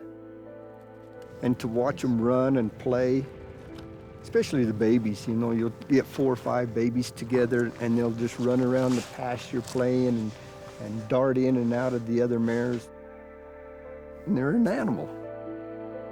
So you just have to watch them and learn about them.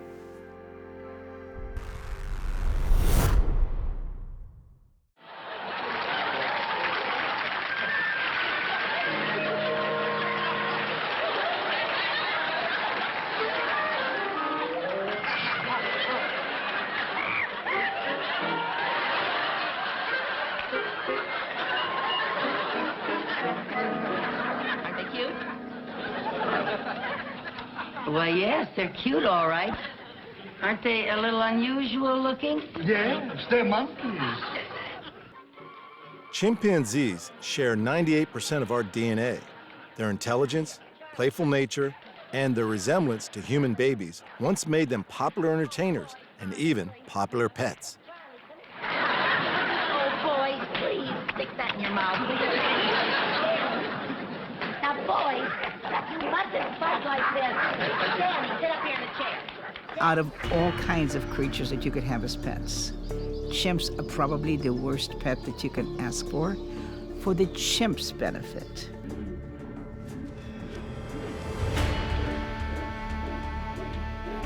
You may get the greatest joy in the world by having a chimp, but what does the chimp get out of it? Martine Collette is the founder of Wildlife Way Station, an exotic animal sanctuary that a colony of 40 chimpanzees now call home. Chimps need chimps. They need to grow up in a colony with young chimps and old chimps and in-between chimps, and chimps have personality, cranky chimps and happy chimps and dominant chimps and subordinate chimps, and chimps learn by watching. And baby chimps learn everything by watching the adults. And they grow up with chimpanzee skills, which then allows them to take their rightful place in the world of chimpanzees. Having worked closely with chimpanzees for more than 40 years, primatologist Bob Ingersoll agrees. I mean, it's like being a human. You could build me the nicest apartment on the planet. I could live here in this apartment and have a beautiful view like I do, but if I didn't have anyone to talk to or anyone to express my humanness to, that would be a pretty harsh existence.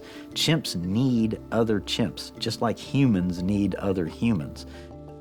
Bob was part of the controversial NIM research project in the 1970s, in which researchers explored captive chimpanzees' ability to learn language. Chimps are chimps, bats are bats, and they behave with their genetic predisposition, but on the cellular level, they're very similar to us. So it makes sense to me that those animals are thinking just like us. Well, I actually had 2 years of experience before I met Nim, and Nim came back to the University of Oklahoma in September of 1977. So I knew all of his brothers. I knew several of his other siblings that were twins, several female and male chimps.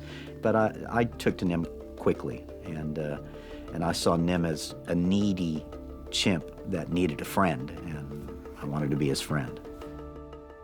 Bob worked very closely with Nim and his siblings, teaching them American Sign Language.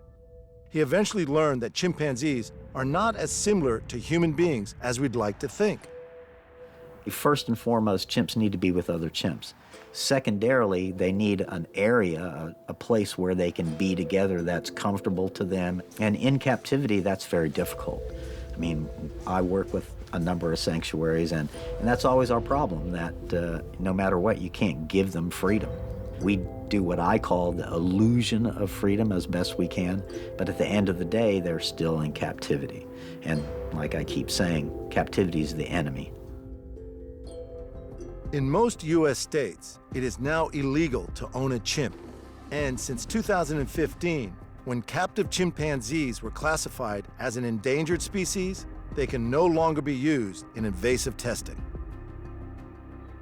A few years ago, the United States, put a moratorium on that and then ended it. And NIH and the government agencies that own the chimps that were part of all that are now in the process of retiring them.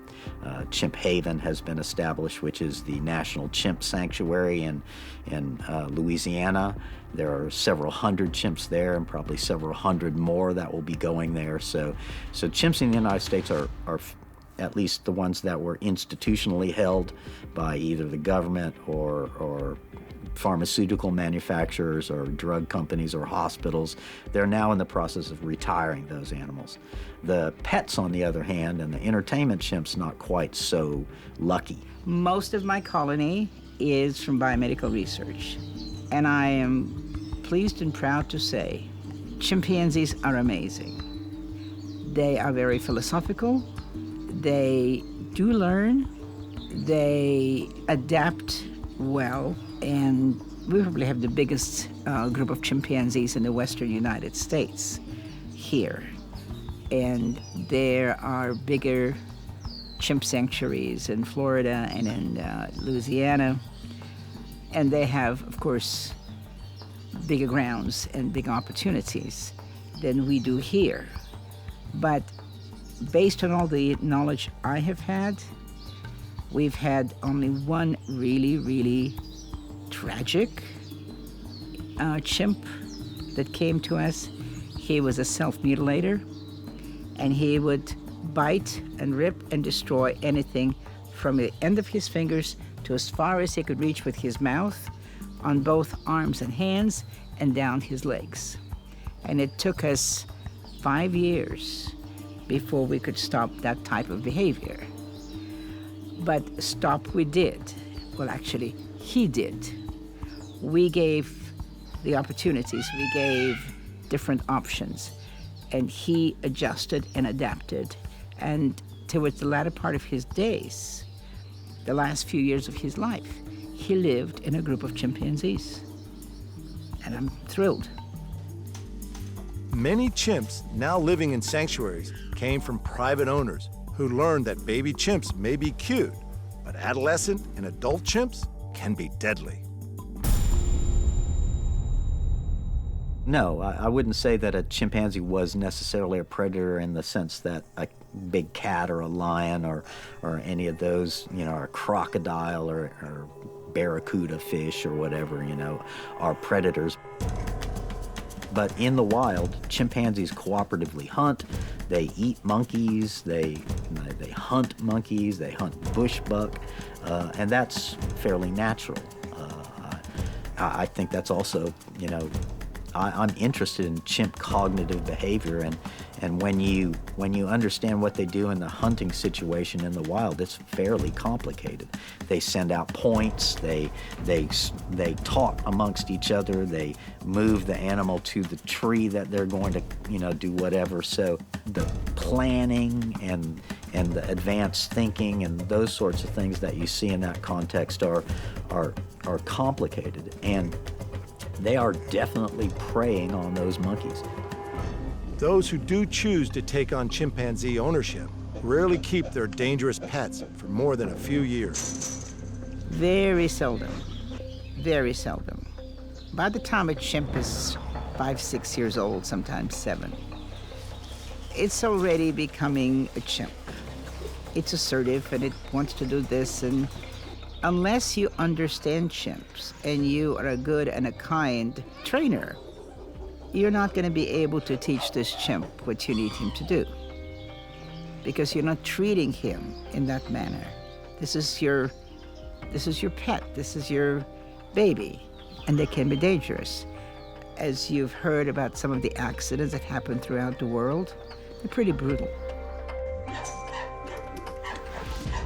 In 2009, Charla Nash was severely mauled by her friend's exotic pet. She lost both her hands, her nose, ears, and her sight. Stand for 911, where's your emergency? Oh, this is Sandy. 241 Rockland Road. What's the Send problem? the police. Send the police. He's killing my friend. Who's killing your friend? My chimpanzee. He ripped her apart. Hurry up. With a gun. Hurry up, please. There's someone on the way. With guns, please. You shoot him. What is the monkey doing? Tell me what the monkey's... He ripped her face off. The easily visible muscles on this chimp with alopecia show just how strong these chimpanzees are. Combine that strength with almost human intelligence, and the chimp can be a formidable threat. Chimps are dangerous because most people do not understand what is a chimpanzee.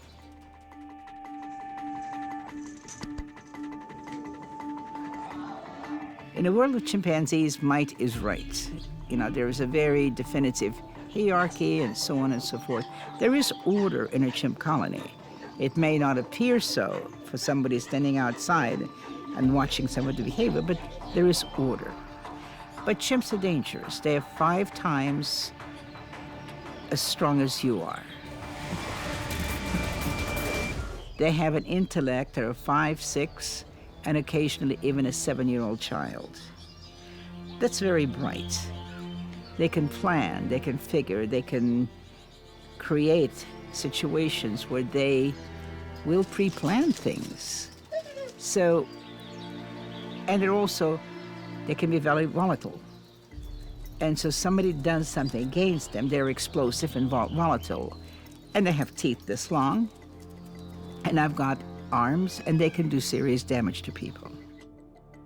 Due to recent changes to legislation, sanctuaries are also seeing an increase in surrendered pet chimps. Well, I think that those people that own chimps are less out there now. I think that those people should be examining the next step, which would be sanctuary. The pet chimps especially, I think, because I work at the Center for Great Apes, I know what they do and I know it's righteous. I know that they've taken animals in that didn't, you wouldn't think would have a chance to be integrated into a group and then become a chimp, but I've seen it happen. And I know people that have turned their chimps over to us who we don't deny them access. They get to come and visit. We don't disallow them from coming to visit their ex-pets. But we have a number of people that had chimp pets that realized their mistake and have rectified that by turning their chimps over to us.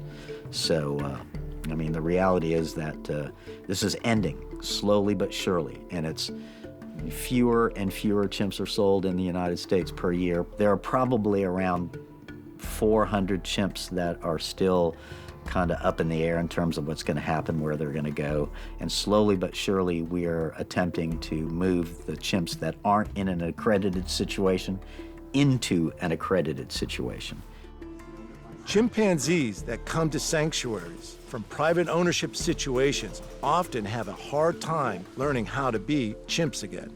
The chimps who've never seen grass or trees or sky or birds, they're startled by it and they're a little leery of it. They can be fearful to step outside. But a chimp's got a great brain, and it's curious, and it does step out eventually, and it will sit and it will look, and it will figure things out, and it'll watch by example. Most chimpanzees raised in captivity still enjoy and even seek out human contact. We here believe in creating an atmosphere where the chimps are trusting of their keepers and of their supervisors, of their people. So you can bring them along. You can make them feel secure. You can give them options of friends. They can choose their friends who they want to hang out with. You give a chimp an opportunity, and you help it along in the areas where it has not been comfortable. They settle very nicely. There are a number of chimpanzees that have been in situations that are so egregious that I can tell you about one named Clyde, who lived for 35 years in a box in a garage. That's just wrong. And so when an animal like that comes to the Center for Great Apes, we read as best we can the behavior of that animal, and we do what's best we think for them.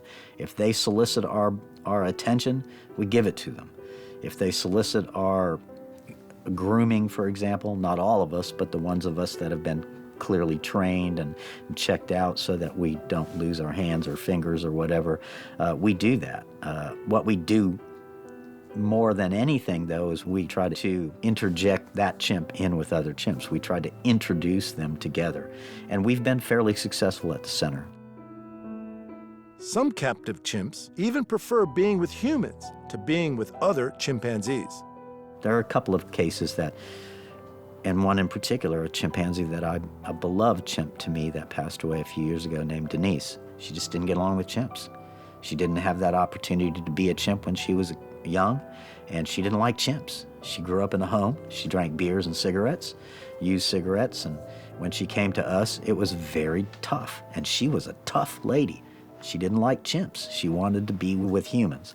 And at the end of Denise's life for the last 2 years, we did the best we could to make her life as fun and as positive. Still being around other chimps, just not in direct contact because it didn't work out for her. But for the most part, we tried as best we can to get chimps with other chimps. And it's a beautiful thing when you see a chimp that's never been with a chimp grooming one another, rolling around and being a chimp. And when that happens, we don't interject.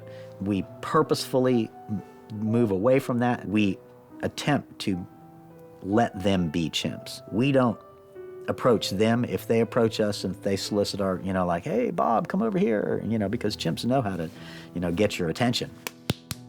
Like that, for example, or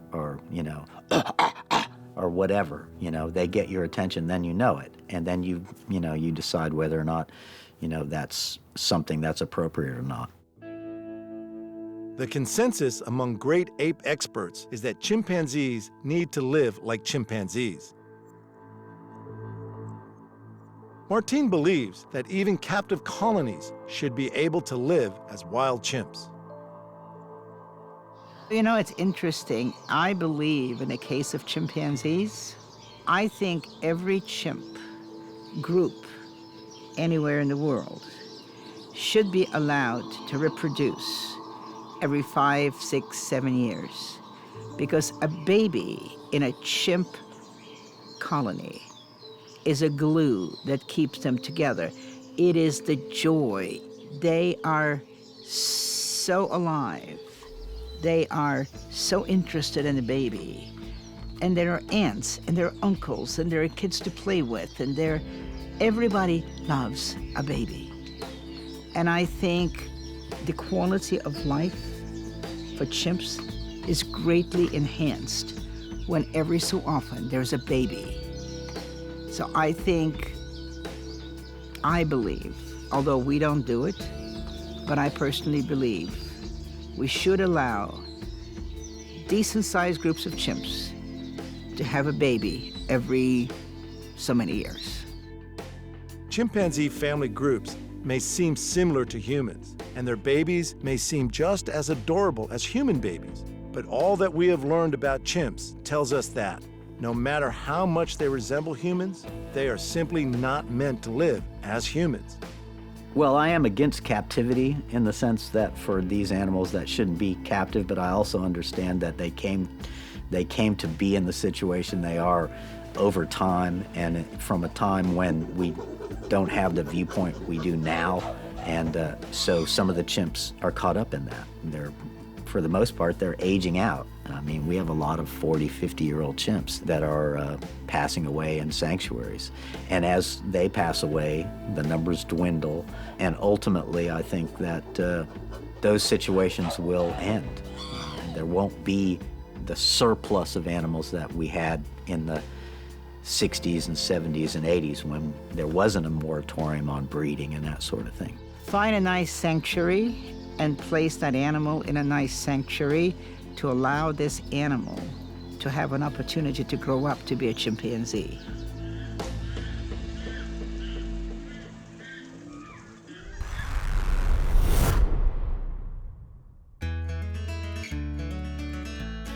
In the United Kingdom, exotic pet ownership is on the rise. However, not all owners possess the knowledge or experience to provide adequate care for these animals. Ark Wildlife Park is the United Kingdom's first rescue zoo, homing over 180 animals who have been rescued or donated from private pet ownership.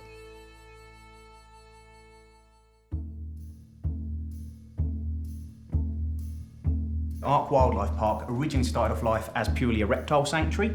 So all the snakes and lizards in here are ex-pets, and then over the years people started bringing us more and more unusual and weirder animals. This in here is a little grey-banded king snake. This little lady in particular is an albino, so she's got some beautiful coloration on her. And you can see why these guys are popular as a pet species.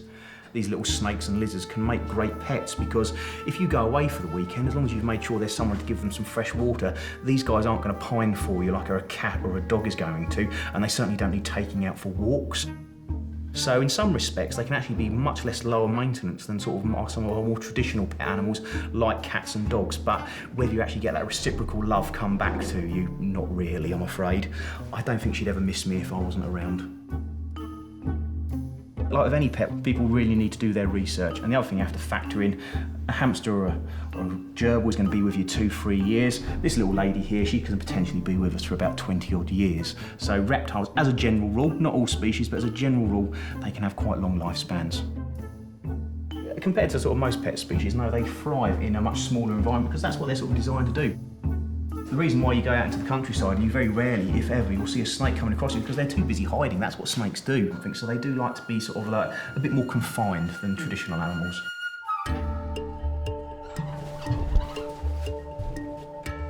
A small crocodilian, the best way to handle them is to grab them firmly right behind the jawline so they can't swing their head back and grab you. Rudolph's reaching the size now where another foot or so I wouldn't be happy handling him, but at this size, one man can easily handle one of these crocodilians if you know what you're doing and you've been trained. Again, this is what it comes to. They don't make good pets. Make a mistake, they can easily take your finger off. Just going to go in behind, grab him by the back of the head, gently ease him out, and then keep your hand locked behind and also support the hind quarters, more for his comfort than anything. Certainly when he starts getting much bigger than this, we wouldn't be actively handling him. Nowhere near fully grown yet, but he's potentially going to max out about 7 or 8 foot long. Like most of the animals here on the park, he's one of our rescues, an ex-pet that was being kept illegally. These guys have got one of the strongest bite forces of any animal in the animal kingdom.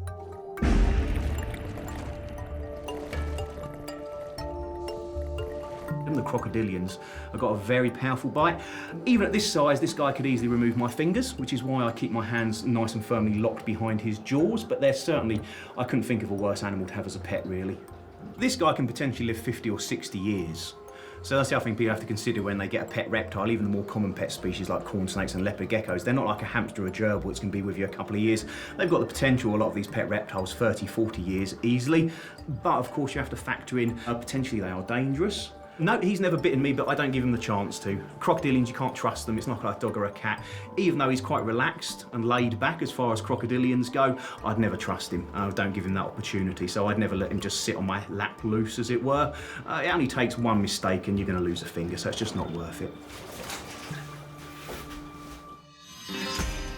Another animal that shouldn't be confused for a house pet is the lynx.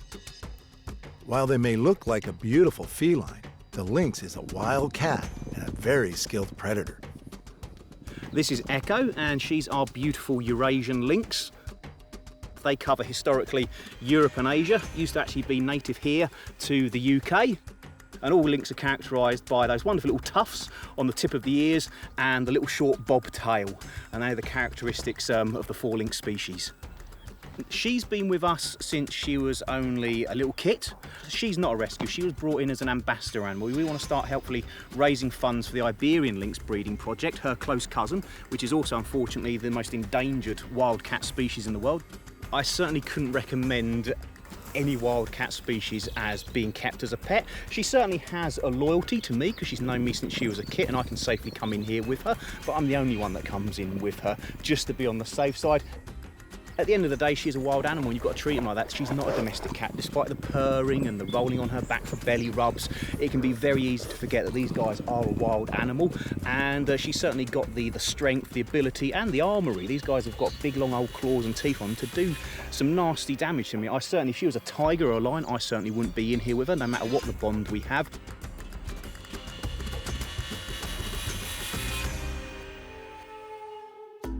If she were to have a bad day, I'd walk away from the situation, whereas if she was something like a tiger, I wouldn't. But either way, you've got to remember these are wild animals, so you've got to treat them with that sort of level of respect.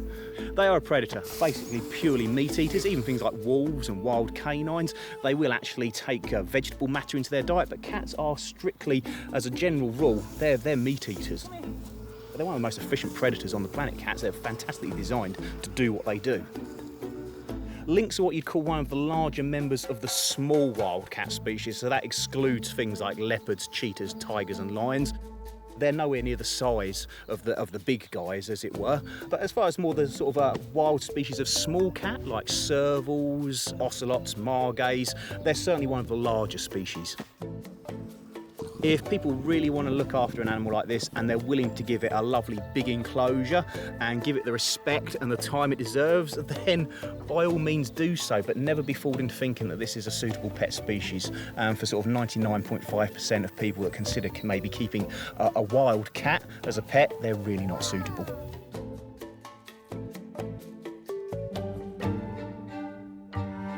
Foxes. They're a controversial animal that divide the public's opinion. Some see them as pests and tricksters, while others think they're adorable.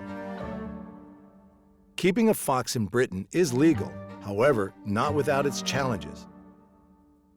They are cheeky, as our crew found out when this guy decided to investigate the camera bag.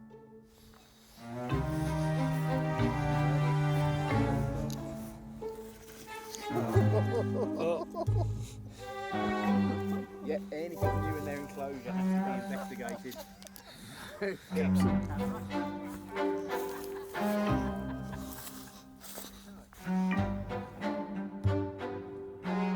That's what you'd call your traditional UK fox. These grey girls, they are actually exactly the same species. They're just a colour variation that you might be more familiar with in North America. We do rarely get this sort of melanistic dark black grey version in the wild. All three of these guys were born and bred for the UK pet industry. They're incredibly intelligent animals. As you can see, he's enjoying an ear scrunch, much like a dog would. But this, again, is where people sometimes think that maybe they're a good alternative to a dog, and they really aren't. They haven't had those thousands of years of domestication. They're really not designed to live indoors. We've heard some reports of foxes being kept in people's flats, and again, they really need to be kept outside if you're going to keep a fox in a nice, big, large outdoor enclosure. They could certainly give you a painful nip. They're not going to remove a finger. They're not going to do anything that's going to cause you any permanent damage, but they could certainly give you a nasty nip if you weren't expecting it. Being a zookeeper, this is part of the risk, so we do occasionally, when we have to handle these animals, give them vaccinations. They will give you a nip. And it's not a pleasant experience, but I wouldn't class them as a dangerous animal in the same respect as maybe the caiman or the lynx. Not having had that domestication, there's far more chance of getting a nip off a pet fox than there would be a dog.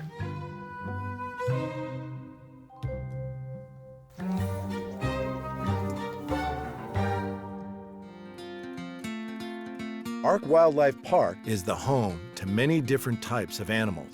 Some familiar, like these rabbits, goats, and pigs, and others a little more unusual. But they all have something in common. They were once pets in a private ownership. Ark Wildlife Park is the place that animals end up when private pet owners don't or can't care for them. It's important to remember that exotics are not for everyone. These animals will live out their lives in captivity, but play a role in educating the public on the reality of keeping exotic pets.